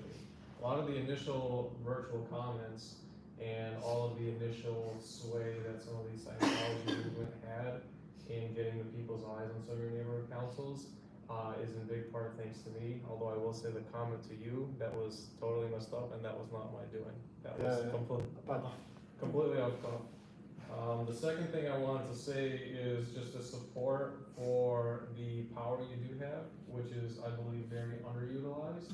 And I'm happy to work with you to make that a reality because there's some serious motions out there that you can leverage your way around. The third one I will say is when it comes to board behavior, just know that the folks that are behind the scenes, as well as showing up to board meetings like Board of Public Works, we have gotten people laid off on those boards, as well as Kyle McCauley for unprofessionalism. So I say to you, Elvina, please do be careful with your temperament because you do not know anything about me. And for all you know, I in fact do work here, I'm a stakeholder, and as a president, you absolutely should know better than to say outright off the cuff remarks that you have zero knowledge on whether I live here, whether I work here, whether I get a wage here. You have zero knowledge if I am actually a stakeholder here or not. And let me remind you again, yes, this space right here, whether it be city attorney who's under investigation, as well as those board members being kicked off, this space, do not forget this. This is who you have to thank. Okay, was that a threat? It's public comment, I don't know if that's.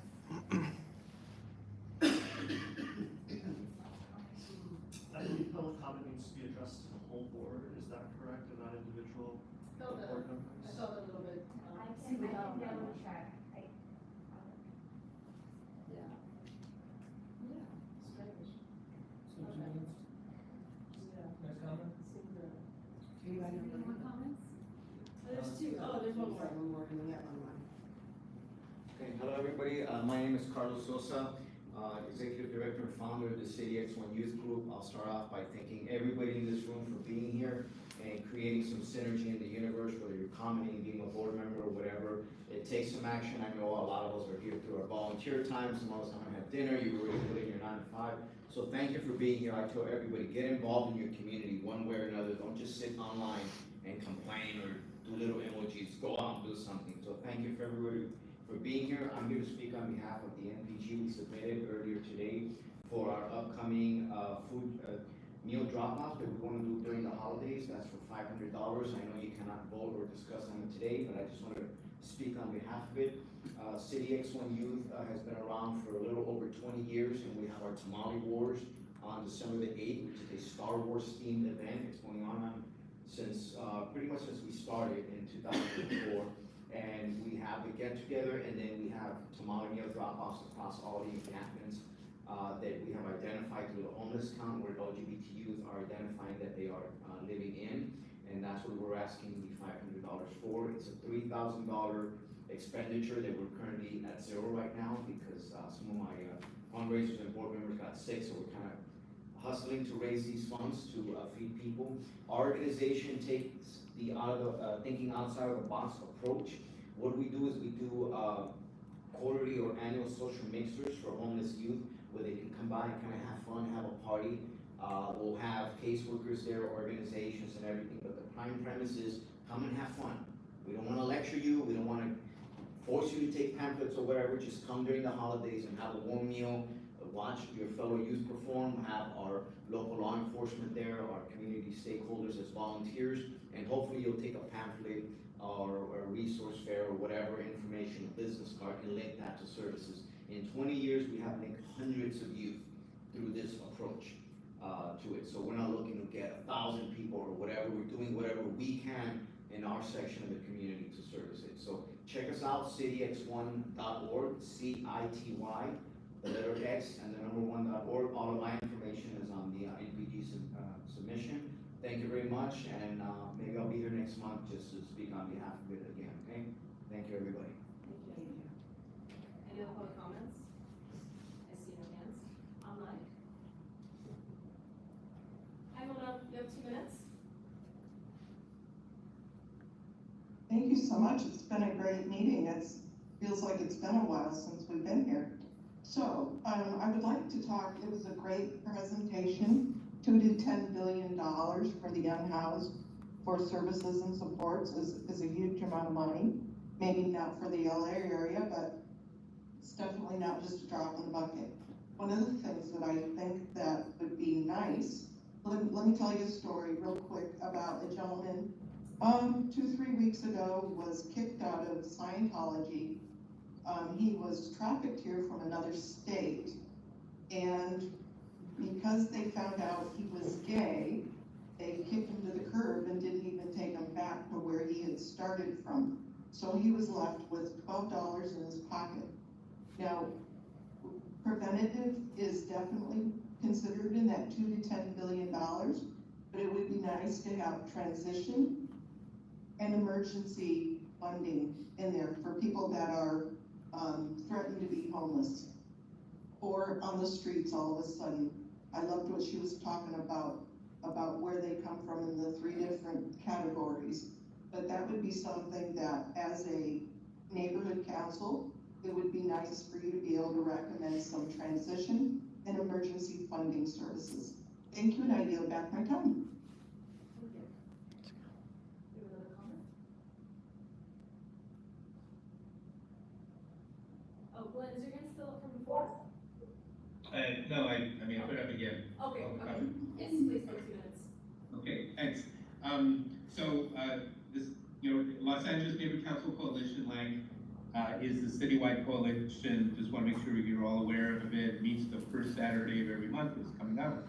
10 a.m. virtually via Zoom. Love to have you all. I don't know what's on the agenda, but I did want to speak briefly about one topic that's in the works, and that is that the city clerk funding program has decided after about 7 years to reconstitute its working group of neighborhood council folks to look at their guidelines and procedures, which hasn't been done since they had first started up. And the reason I mentioned this to you all, and if you're in touch with other neighborhood councils in Region 5 or 6, is they're doing it by alliances, and because there are no recognized active alliances in the Hollywood, Central LA area specifically, a regional alliance like in some of the other areas, they are deferring to LANC.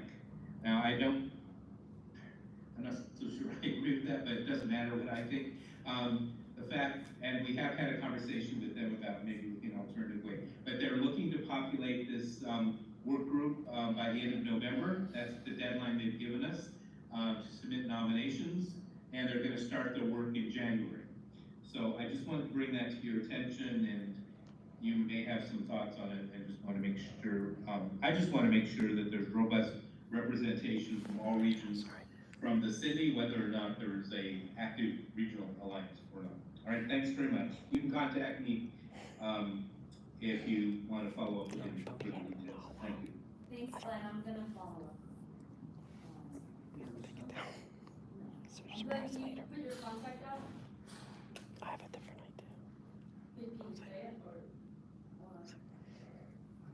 I guess, I'll get it from Daniel. you can say Zoe was Email? your contact. Email? It's not crowded, guys. Email? Yeah, it's, yeah, sure. Glenn, with 2 N's, Glenn, Bailey, B as in boy, AILEY, NCS for neighbor councils @gmail.com. So Glenn Bailey, NCS @gmail.com. So it's out there for everyone. Thanks. Thank you. Thank you. Thanks, Glenn. All right, that's it, right? Public comment? Oh, that's all I see as well. Okay, thank you. So now we'll go on to the next part of the agenda. We want to recognize. Oh, yes. I don't do Instagram. I mostly do YouTube So this is just a quick and calendar TikTok. It's story. Audit LA. Many years ago, Yeah, I don't really post ago, much on one of Insta, our but stakeholders, YouTube. I'm on YouTube right now. Rick Worthy, who's an actor, if you're familiar, brought to our attention that the statue of the Four Ladies at the corner of La Brea and Hollywood had been defaced. Specifically, let me share my screen real quick. I'll tell you about the election. People online Yeah. can see. What's yours? Okay, perfect. So you may recognize this statue that's on the corner of La Brea and Hollywood. It recognizes 4 of the leading ladies of color in Hollywood. Debuted in 1994, including Dorothy Dandridge, Anna Mae Wong, Dolores Del Rio, and Mae West. The little plaque right here that had Dorothy Dandridge's name had been stolen. So Rick emailed us way back when and said, hey, this is an important piece of our Hollywood story. Can we get this replaced? And I reached out to LADOT, CD13, CD4, Office of Community Beautification. Literally was getting nowhere. People were saying, no, it's not our responsibility, that's their responsibility. The Hollywood Arts Collective, the bid, and to be honest, it fell off my radar. But Rick, to his credit, kept on saying, your representatives fix this. Wow. So Wow. CHNC allocated money to get the plaque replaced. Whoa. So we did our own vandalism in this case because we didn't get any permits to do this. We were, What a rebel! I'm admitting right now that I went out there and I did this act of vandalism myself. Oh my God! Yeah. I want to do some vandalism. Do some vandalism too. But Some good vandalism. we got Oh, the yeah. plaque replaced and it's now fully restored. It looks like it was like all the others around Thank it. you for all that, Voucher. CHNC did some bad good in getting this piece of Hollywood corrected. And Rick was very grateful. I mean, for all the angry emails he sent us a quick video to say thank you because he's in the UK filming right now. So No, we love you, Sunshine. Oh man. it No sounds roasting. like he's thanking me, but he's really thanking the whole board. So I'll just share this real quick. Oh, I'm not playing audio. Wait, something wrong. Oh, DJ. One more time. One more time. Share sound. Wow. And technological genius. It's. Guys, I've missed a lot of chat. Okay, Sorry, while you guys. do that, could I make a suggestion about something that we could also do, and I'd love if we could do Yeah, this? White's The Hollywood flags. Central Hollywood Neighborhood Council, hello, good evening. It's Rick Worthy. I just wanted to thank you, Daniel, for replacing Dorothy Dandridge's placard at the corner of Hollywood and La Brea. It means so much to me. I first noticed it probably, I think somewhere in August of 2020. And after several emails,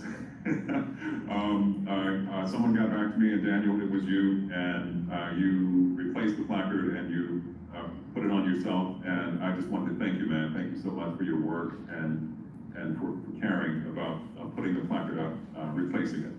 I hope it stays up, and I hope it's not vandalized again. And believe me, it means so much to me. Dorothy Dandridge is someone who inspired me as a young actor when I was in college 35 years ago.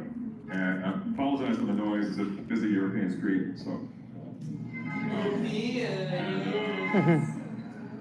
I think you're on now. Hope you're okay. She continues to inspire me and younger generations of actors and actors of all colors and ages. And it means the world to me that you took the time to get the placard replaced, and it looks amazing. And when I get back to LA, I sure would love to shake your hand and get a photo with the statue of Dorothy Dandridge and the placard itself, and it would mean the world to me. So thanks again. You're one of the good guys, and thank you all. God bless you all. Have a good meeting tonight. And yeah, I think that's it. Okay. Good night. I was expecting for the speech music to come on. Daniel. Photo at the bottom. No. It was a board effort. Daniel knows about leadership. Daniel's the man. Daniel's like, Good work, team. Good job, Daniel. It was like a construction that you said. Are you going tomorrow? Guys, friends. So I want to leave early. I want to leave now. Could we, so we have. This is it, right? There's no other comments after this. The flags. If they have any agenda items. Yeah, I think so. So the flag at the park, it just is completely tethered and feels very like stoking. Without having to go through all these different channels, can we allocate, can we get a flag and just hang it up there? Do we go through like maybe police department? You guys probably have flags? No, no flags. We buy the ones out here, like individually, we buy the ones that are out here. Really? Oh, okay, you guys just like pitched in or like, yo, Yeah, man, some flags? Just like you guys, the city's hard to work through those avenues. Although Parks and Rec might, because it's a park, they might be able to help you out. Well, you make it happen, you're doing a flag, I really need that. Also, okay, this needs to be like news in the news. Over here? This This is one? like, Okay. And I saw the bike kitchen. And like, because when I see this, I wanna be involved and I wanna do one thing. I wanna do like one little nice thing, like I remember about the flag and I was like, oh, the flag, that's like a thing. But I know that I'm not the only one, so I think this is just really important for us to all model. This is, besides the CIS statements, I think this is the most important thing. Just be that kind of guy. They're writing, they're gonna discuss about writing CIS statements for, Any other public comments? appointment. I guess Good. so then we don't have any reports from the executive team, so then therefore let's go down and start NPGs. Is that what we're doing? Can we go back to MER? Oh, okay, so the consent calendar? Yeah. Okay. Okay, so, what Nara's asking is that we go back up to the consent calendar and, do you wanna make a motion for the consent calendar, but you have to remove the minutes? The minutes? Sure. So I make a motion to approve the consent calendar minus the September board minutes. Yeah, there's nothing else here. Yeah. I'm gonna note them. Yeah. That's awesome. Alright, I'll see you. All right, bye. No, oh, sorry, you're saying. Thanks, guys. So everybody's saying that other than printing just the agenda, you're supposed to print the. Thanks, guys. Yeah, I'm gonna. When is your CPAB? Your CPAB meeting? Do you know what it is? No. Did you email previously? But I'd never get like straight answers. Did they tell you when the last one was? I don't know when they're actually expecting the last one. Yeah, that was like a month ago. Yeah, and something came up. I couldn't go personally. It's always the same. Email the same person. I don't know if it's been scheduled yet or not. Because it obviously depends upon the captain's schedules and things like that. Okay, now dude, does all the slows show up for their If they're working, yeah. Yeah. Most of us do, yeah. Supposed to. Do you have a good like is it like a good show usually? Because I've never been on. A good what? Like a good showing. Like is it like how's your meetings go? Majority of them. No, majority. Good community. They're not controversial like ways, but the point is the public is supposed to have access to these. They don't really particularly care about what happens down here. So we're doing public service. Oh, so it covers them too. It covers every. Okay, I don't know. We want to look at the online business. Okay. So the majority of participation is Hollywood Hills. I would recommend we. Again, they have different problems than down here. But email that Sergeant Colley. Okay. Oh, that's in it. Okay. Sergeant Colley again, he'll let you know. Okay. I'm like curious because I went to Northeast Division. Theirs was good. I mean, they were really nice. Bye, guys. All right, keep being great. I'll be honest, like, the advisory part ends up being more like a town hall. Captains give us stats. It's always been Information is, disseminated. There isn't a ton of public. Usually if it is, it's somebody concerned about, like, Hollywood Hills is usually about, like, party houses. Right. traffic, Oh yeah, for sure. Fireworks, people smoking, going to the Hollywood signs. So Summer that kind of campus, stuff. right. That's usually What everything's going to be about. divisional, but it was a divisional update. So. All right, but we don't know, like, and I'm so serious because, like, right now I'm at the point where, like, even with the police, going to the police commission meetings, just honestly, I don't think that with all the conflict, it's not just being protested. It's like with, like, I don't know if you're aware of this because I know it's Northeast Division, but like they have 250 planners that are not ADA compatible. The city's told them to get rid of them, and they don't have any permits or nothing, and they're just being belligerent, not doing it. So how can they sit on that CPAB That's if they're not, if they're? I don't know if they come, not necessarily. But they're not on it? Okay. I don't know. Because they are over there, and they are, I know in the other one too, another division. When it's have changed. I think it used to be to go, you had to be on the seat.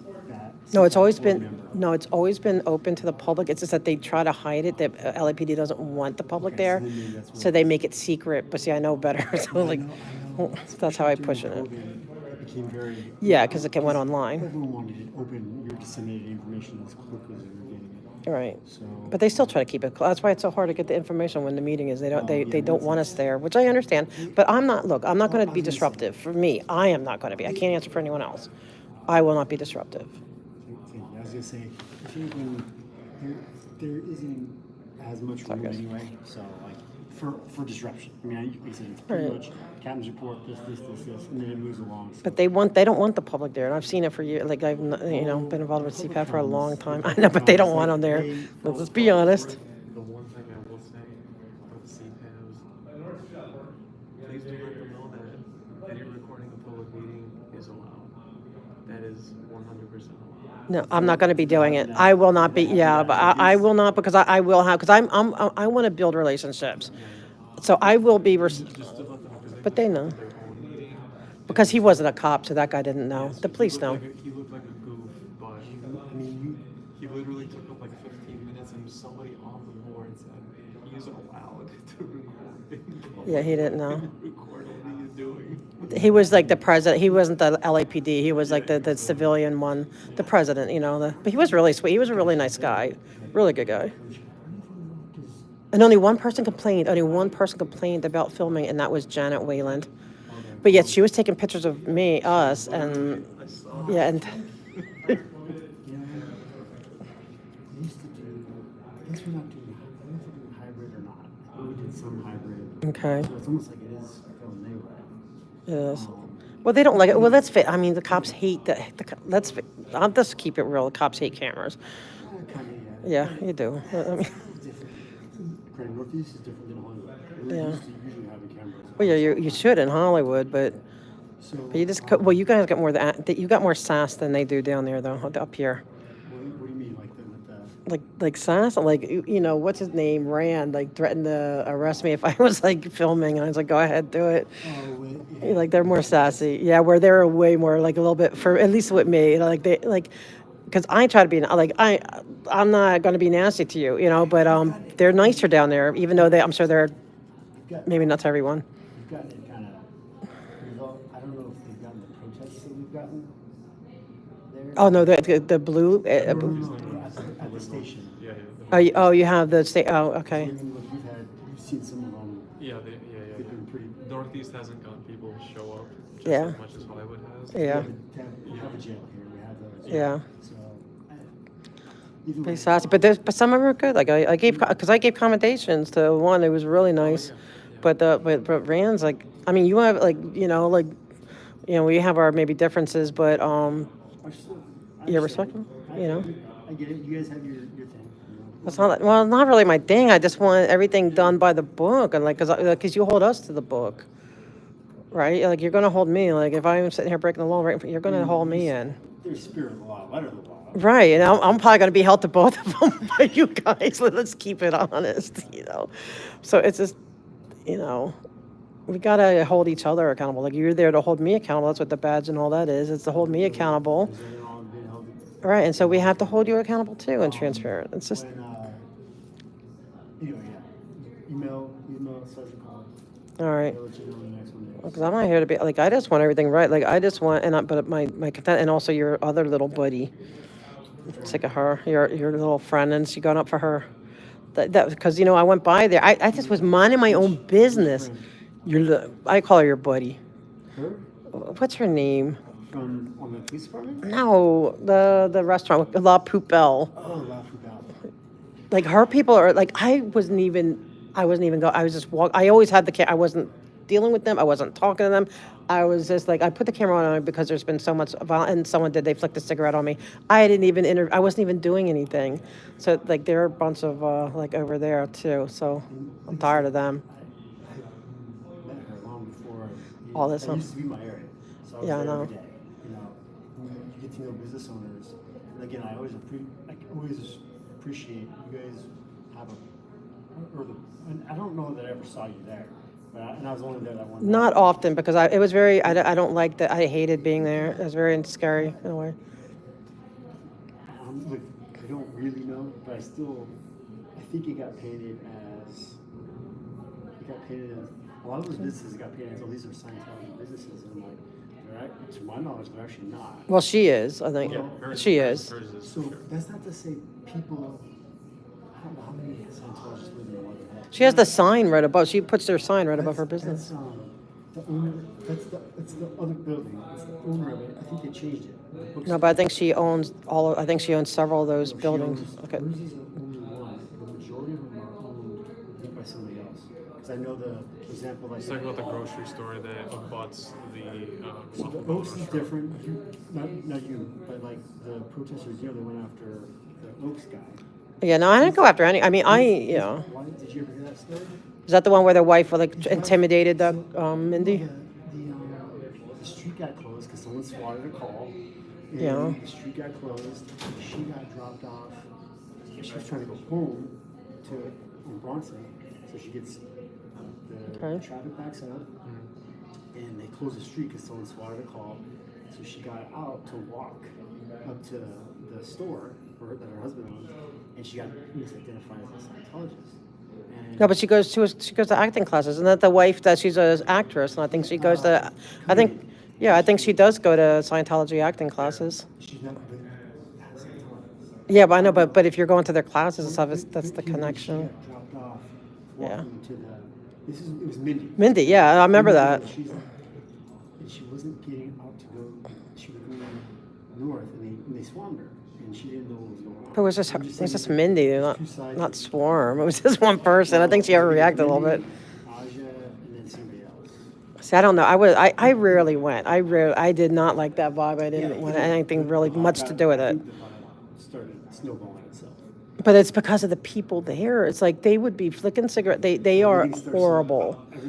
And I think they were. I almost like wonder like they were. I don't know what they were encouraging their patrons, because some patrons came out and said that they were encouraging violence, or for their patrons to go out and mess with us, with them. One dude that literally ganged up on Will and just straight up broke his nose. Yeah. And Aludo literally just. I actually pulled the schematics on that building. It is the only one entrance. The guy that broke Will's nose was literally. And then he insulted a veteran because Sergio is a veteran. While Will was trying to talk to Aludo stopped talking to him and literally just hard shoulder checked him to get him out of the way. Because Will was just standing off to the side and Aludo was done talking. He just literally right there shoulder checked him. Just kept on walking. I was like, come on, man. Come on. You got his nose broken that day, literally still bleeding, and then Aludo shoulder. And then Sergio, and then he did something with Sergio with the leg or something like. Yeah, Sergio. And he's a veteran that gets like, yeah. With Aludo, and Aludo was trying to do it like 50 yards away from him, trying to make him step on private property, and would not talk to him on the public sidewalk. And it was the goofiest thing ever. He would not want to talk to him nearby any cameras. He literally stood like I'm here, and Aludo's all the way down where that door is. And he's literally just like motioning. No, but he did something with his leg or something. Like, but I one thing I do appreciate. One thing you said today, and I'm sorry I had to film it because I do appreciate the fact that you said you guys are trying to become the appearance of neutrality, because it's really unfair that, like, you know, I don't know if you know the whole reason why I'm protesting Scientology. Okay, it's because I have two friends, now friends that, grew up in it, and they were horribly abused, and it looks like the abuse is very systemic against children. So I just want children cannot consent to a lot of their practices, like auditing. They're very, a lot of things are very sexual in nature, and when you remove, because they don't believe that children are they believe that children are adults in small bodies, and when you remove the barrier of what a child is, you leave a lot of room for for abuse. And so I just want to protect the kids. If adults want to be Scientologists, go have at it. But I also now, what gets me more involved, because I was very limited involvement, it was just, I want to help the kids. But when I see the influence that they have over this city, it is so over encompassing. We can't even get them to regulate their own, take away the things that are not, that are breaking federal laws. And no one in the city, from the mayor on down, can get them to do anything. They can't get them to do permits or anything, you know what I mean? And I'm like, I see that, and it's like, that really makes me sick. And then how much favoritism the police, they have you guys so connected, so safe pointed, you know?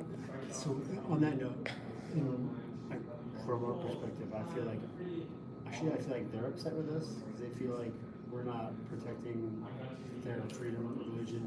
The protesters have typically been upset with us, and we're not protecting their freedom to protest. But how are you not protecting their freedom of religion? They're practicing it. And if someone breaks a law, you arrest them. I'm just saying. Right? For the most part, we're kind of in the middle, again, kind of losing on both sides, realistically. Yeah. Which often happens in the police department, when you just don't make anyone happy, oftentimes. But No, you made me happy today when you're saying you're at least trying to be more neutral. I'm happy. there's certain things, it's not worth it. If it's a small thing that's becoming an issue, it's not worth it. But why will they not move those planters when they've been told by the city to do so? Well, I mean, that won't be the first group that hasn't been planned. Okay, but they have the police at their beck and call. They have such an influence with that they can get the police to even wrongly do the permits, because like all those permits they have to close the streets, it's not for pedestrians, but the police do enforce it as if it's pedestrians. It's probably lack of knowledge of what the permit says. But they get I'll them. tell you what, most officers are not going to necessarily be experts at what. But the supervisor should be if they're on scene. Well, and it's a good point to know. If you guys are catching these things, We are. look, that puts us in a bad position. If we're there, if they got a street closure on the sidewalk. No, even with the sidewalk closures, they cannot prevent pedestrians. Well, if you. We can't sit there and plant there, but you have to let the pedestrians go through, even when it's closed. Yes. Here's an example, like the Hollywood Boulevard hard closures they'll do for the permits. I don't know what their second page, but theirs, they only get cars only. Pedestrians have to be let through. They cannot prevent. It's not a sidewalk closure. No, with sidewalk closures, because they've had sidewalk closures, pedestrians are still allowed to go through. They can't plant there or sit there, but they have to allow them to go through. And that's absolutely on their permits, every last one of them. I'm saying if the permit says, that's what I'm talking And even though it about. says sidewalk closures, hard sidewalk closures, If the permit says. but it's still on page 2 says you cannot prevent pedestrian access. It's also It's not right even for there. the street, it's specifically for the through traffic on 4810, which is their own private lot. So it's not even for the street, it's literally specific to their No, own. but when they close L. Ron Hubbard, but even with the sidewalk closure, they can't prevent Here's this my point. If people there's coming. something in there that's allowing access, and we're being misled to say. They are misleading you. That you can't, 100%. you can't go, and now we're making whether it's a trespass or interfering with the. Yes, and that's what's happened to me. It's putting us in. You're at risk because I've already told the city I'm going to sue it because I've had my rights violated because of that. Yeah, no, that's an issue. It is, and so but see, that's what I'm saying. But they're doing that to you because they are showing you page 1. Although I do know for a fact that the supervisor was given all the pages. I know that for absolute fact. They need to do that. Right, and that's see the rub. Ultimately comes down to it's not about like protecting Scientology. It's about like The rights of the putting people. your officers in jeopardy Of a lawsuit. Right, and like even though you have qualified immunity, that can be removed, at times. But see, don't forget, you're our cops. You're not Scientology's cops. You're my police officer. You're my senior lead officer. We the people, and when I say mine, we're we the people. But see, they forget that, and they think that you're their little, that they. And I'm following them, really looking into this. Like they think they own it. Like they can. They even got you guys to, because the permit division's finally saying, you know what, it's been too much. We're going to start saying no. They get LAPD to go tell them how to say to do it and to get them to change their minds. So they're like manipulating you guys. For the sidewalk closure. Well, at the blue building, okay, they were. So I'm saying that, like, Bureau of Secret Services. Yes, because say they, no, and then on the one, they didn't want to close one of the sidewalks. They did not want to do it, and they said no, so they went to one of the officers saying, so that officer went to the investigators at Bureau of Street Services and told them how to word it properly to get their closure, and they got it based on LAPD's intervention. Okay, and this is the stuff that it's like, why we don't trust you. I want to trust you. You know, Slow, I want you to be the hero. I want you to be everything. You know, I want that. But how can I trust any of you guys when it's so much of that and it's so much of their influence? It's not fair. And it's like, that's why I'm protesting. I'm protesting. I want my city not to be corrupt. Again, that's where there's small things you can do, try to make that better. That's what I should. Also, tell them to stop pointing guns at DOA. Y'all know who DOA is. Well, stop pointing guns at DOA. Seriously. Seriously. Scott Hoxton has been swatted like 2 dozen times. You guys know him. It's literally been named.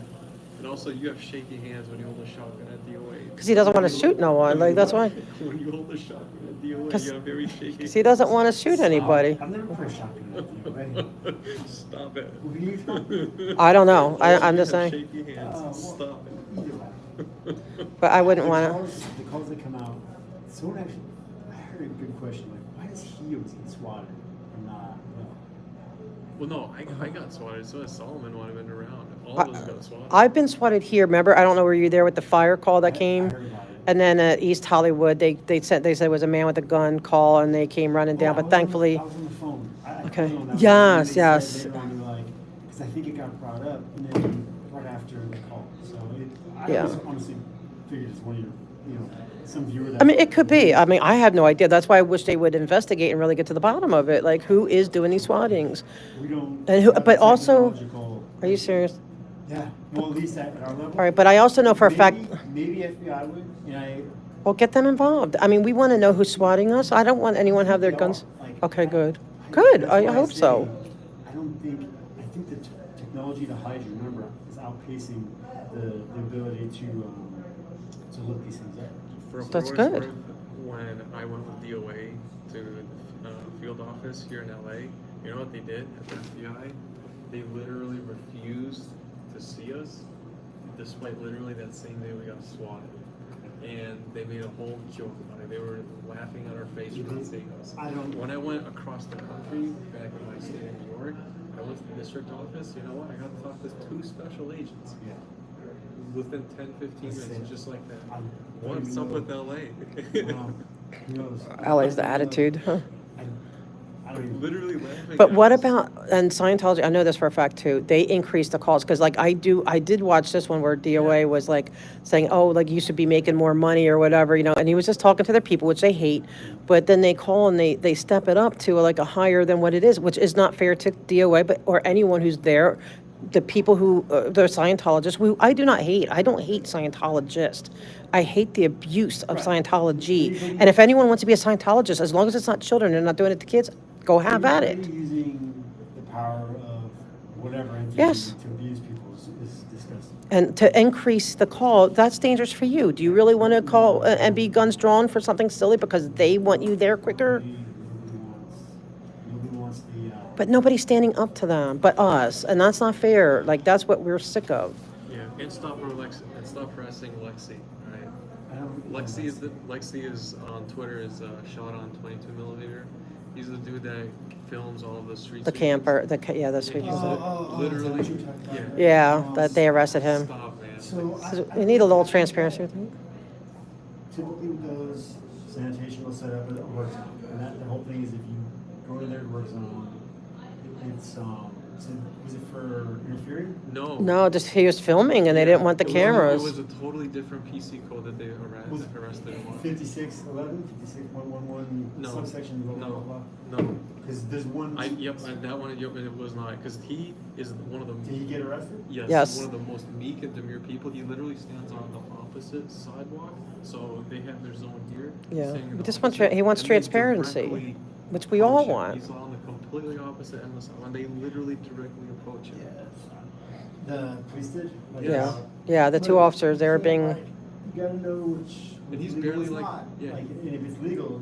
Yes, to totally. do something is, again, violating someone's rights, which is is not right to them if you violate someone's rights, and then you're opening yourself up to a lawsuit. And Yes. he's barely So- like 140 pounds soaking wet. This dude is like the most non-threatening dude. Like, It just comes down to, the only thing I would be cautious of is it just comes down to what we sometimes don't know is also going on too. You know what I mean? I'm just saying, I give a tip. But for a year now, you know what's going on with us, You know what I'm talking and you about? know all the players. I'm talking about, I typically give like officers in that benefit of the doubt of, I don't know what's happening at that call, the information I'm missing before I pass judgment on it, that's the one. But I think but we know that they can I'm just saying, overreact, yeah. That's as a police officer. But we need the slows to maybe go out and talk to the, because you're a slow, like whoever's a slow in those areas, kind of, when there's a cleanup, Typically try to warn handle them. The cleanups in Hollywood ourselves. Okay, good. Because there is nuance to it. Yeah, because we want, we want transparency, and that's only fair, Yeah, I mean, what's the hype? It's happening. Right. To prevent someone from filming doesn't help. And also another thing is, I don't know if you ever talked to Janet and them, tell them I'm sick and tired of being fair gamed. I get that they're pissed that that they don't like us, but I've had, we're sick of the private investigators, we're sick of some other things. I'm not even going to say out loud because I don't want to, I'm going to keep it to my chest, but I'm not going to go find out where she lives and go fair game her. I'm going to just do things through the system and do it right. If she has anything to do with me, do it through the system, do it right. But I'm sick and tired of them doing all that kind of stuff. They're doing a lot of shenanigans in my personal life, and so like I don't condone, whatever, the calling that you had. Trust me, that stuff like. I mean, that wasn't. yeah, that I don't condone either. No, I don't condone it. I don't condone anything that's. That one, like I said earlier, I don't condone that. I don't condone it. Same I don't thing condone with it. this kind of stuff. It's Just, not- and I don't condone people being like, I don't condone any Enough meanness. bad stuff going on, we don't need to add. Add to it, right? Like I would rather just talk to you, like you have, and you've always been nice to me, and whatever. I don't always like everything, and you may not like everything. Like if I do something wrong, you're going to arrest me, and that's fair. That's fair. That's legit. I would hope that there's some spirit of the law, letter of the law. Yeah, but and I'll turn it off and go, okay, you got to drag me, and I'll make it hard. But they fair game people. They kill people's pets. They have no. And that's another thing with the CPAB. This is my other point, which I want to bring to the CPAB. Okay, on April 4th, okay, the LA Times did an article where they could not get police detectives or prosecutors to work on the Danny Masterson case because they were being run off the road. They were having their houses broke into and of course Scientology denies it, but all criminals deny it. How can they be on your CPABs until that has been resolved? Both. LAPD, no, go read. I can either send it to you but if you don't remember the April 4th of this past year, that's when the article is. I can send it to you. They are terrified. They could not get people to work it because they were, several of them were run up the road. So this is what they do. And so now I know Jenna's really mad, so she's doing a lot of stuff with me. But, and others, I'm sure I'm not alone. But I'm putting it on notice that, I'll protect myself and, whatever, but she needs to stop and they need to stop. That's how they handle things. But because they handle things like that, they don't deserve a seat at the table because they break the law or send, you know what they did to, okay, what I'm talking about, they got her private medical records, okay, and sent it to her boyfriend's family. Like they got someone else's private medical records and dispersed it. How can they be on CPABs when they are breaking HIPAA laws because they're people, they can get them to do it, and then they're welcome at CPAB? No. Until all these things are investigated and resolved, they don't deserve to be on anything. And you hear me, Janet? I know you're watching. So I think we're gonna end up being the same thing. Like we're not gonna be able to exclude somebody. We're not gonna exclude anybody. Even if they have a protest. Okay, if Pete Diddy was on that CPAB, you would let him stay on? Well, this is what. If he gave you free baby oil. Yeah. It's on CPAB or just coming. No, on CPAB. Yeah, I don't mind them coming. I don't care. They can come. They can come and talk to you. Oh, yeah. But I'm talking about on the board position. That means you're a LAPD volunteer and approved volunteer. I know very much about this stuff, okay? And so that means she has all that backing. And so then she is now, because of her position, she is an influence to the police and also a conduit from the police to the community. Yes, but even if that's true, we still have to take all input with, you have to analyze the things that, from all sides that always come. Okay, but she should be removed until all these allegations are resolved. Put our suspension just like Until it's, Kyle yes, McCauley committed a crime. Yes. Immediately the council did the same thing. Yes. They put him on suspension. Until it's resolved. And under review until it's resolved. I don't, yeah. That's literally. So I'm gonna be bugging. All these processes work, but. I'm going to be bugging the new chief, just to let you know. How do you guys all feel? I hear you guys are happy with the new chief decision. I met him. I was right behind him at City Hall getting coffee, and just randomly, I didn't even know who it was. I didn't realize it was him. Nice guy. We're going to be chatting. Personally, but my understanding He was really cool. Even previously, when he was, the first time he was up for chief, he was, that's what kind of a lot of people were hoping for. And then he didn't get it with I think Long Beach. Sheriff, and then, right. Then first Long Beach, then sheriff. And so. I wanted, you know, you know, I wanted, what's her name? I can't think of her name right now. What's her? Tim Greaves? No, before. It's not the, huh? Dave Ramallah? No, no, I like her though. Yeah, she, Was she? No, the other one. I can't think of Carranza. I like Carranza. She wasn't Yeah. in the final three or whatever. No, not the final three, but I like that. That's who I was voting for. To get, you know, I love Lillian Carranza. Yeah, I mean, well, you know, as far as I think she would be good. I like Ramaldi too. I mean, I like her. I know her. I know a lot of the officers. She's retired. Ramallah. She found. Oh, she retired. I haven't talked to her in a few years. Yeah, Okay.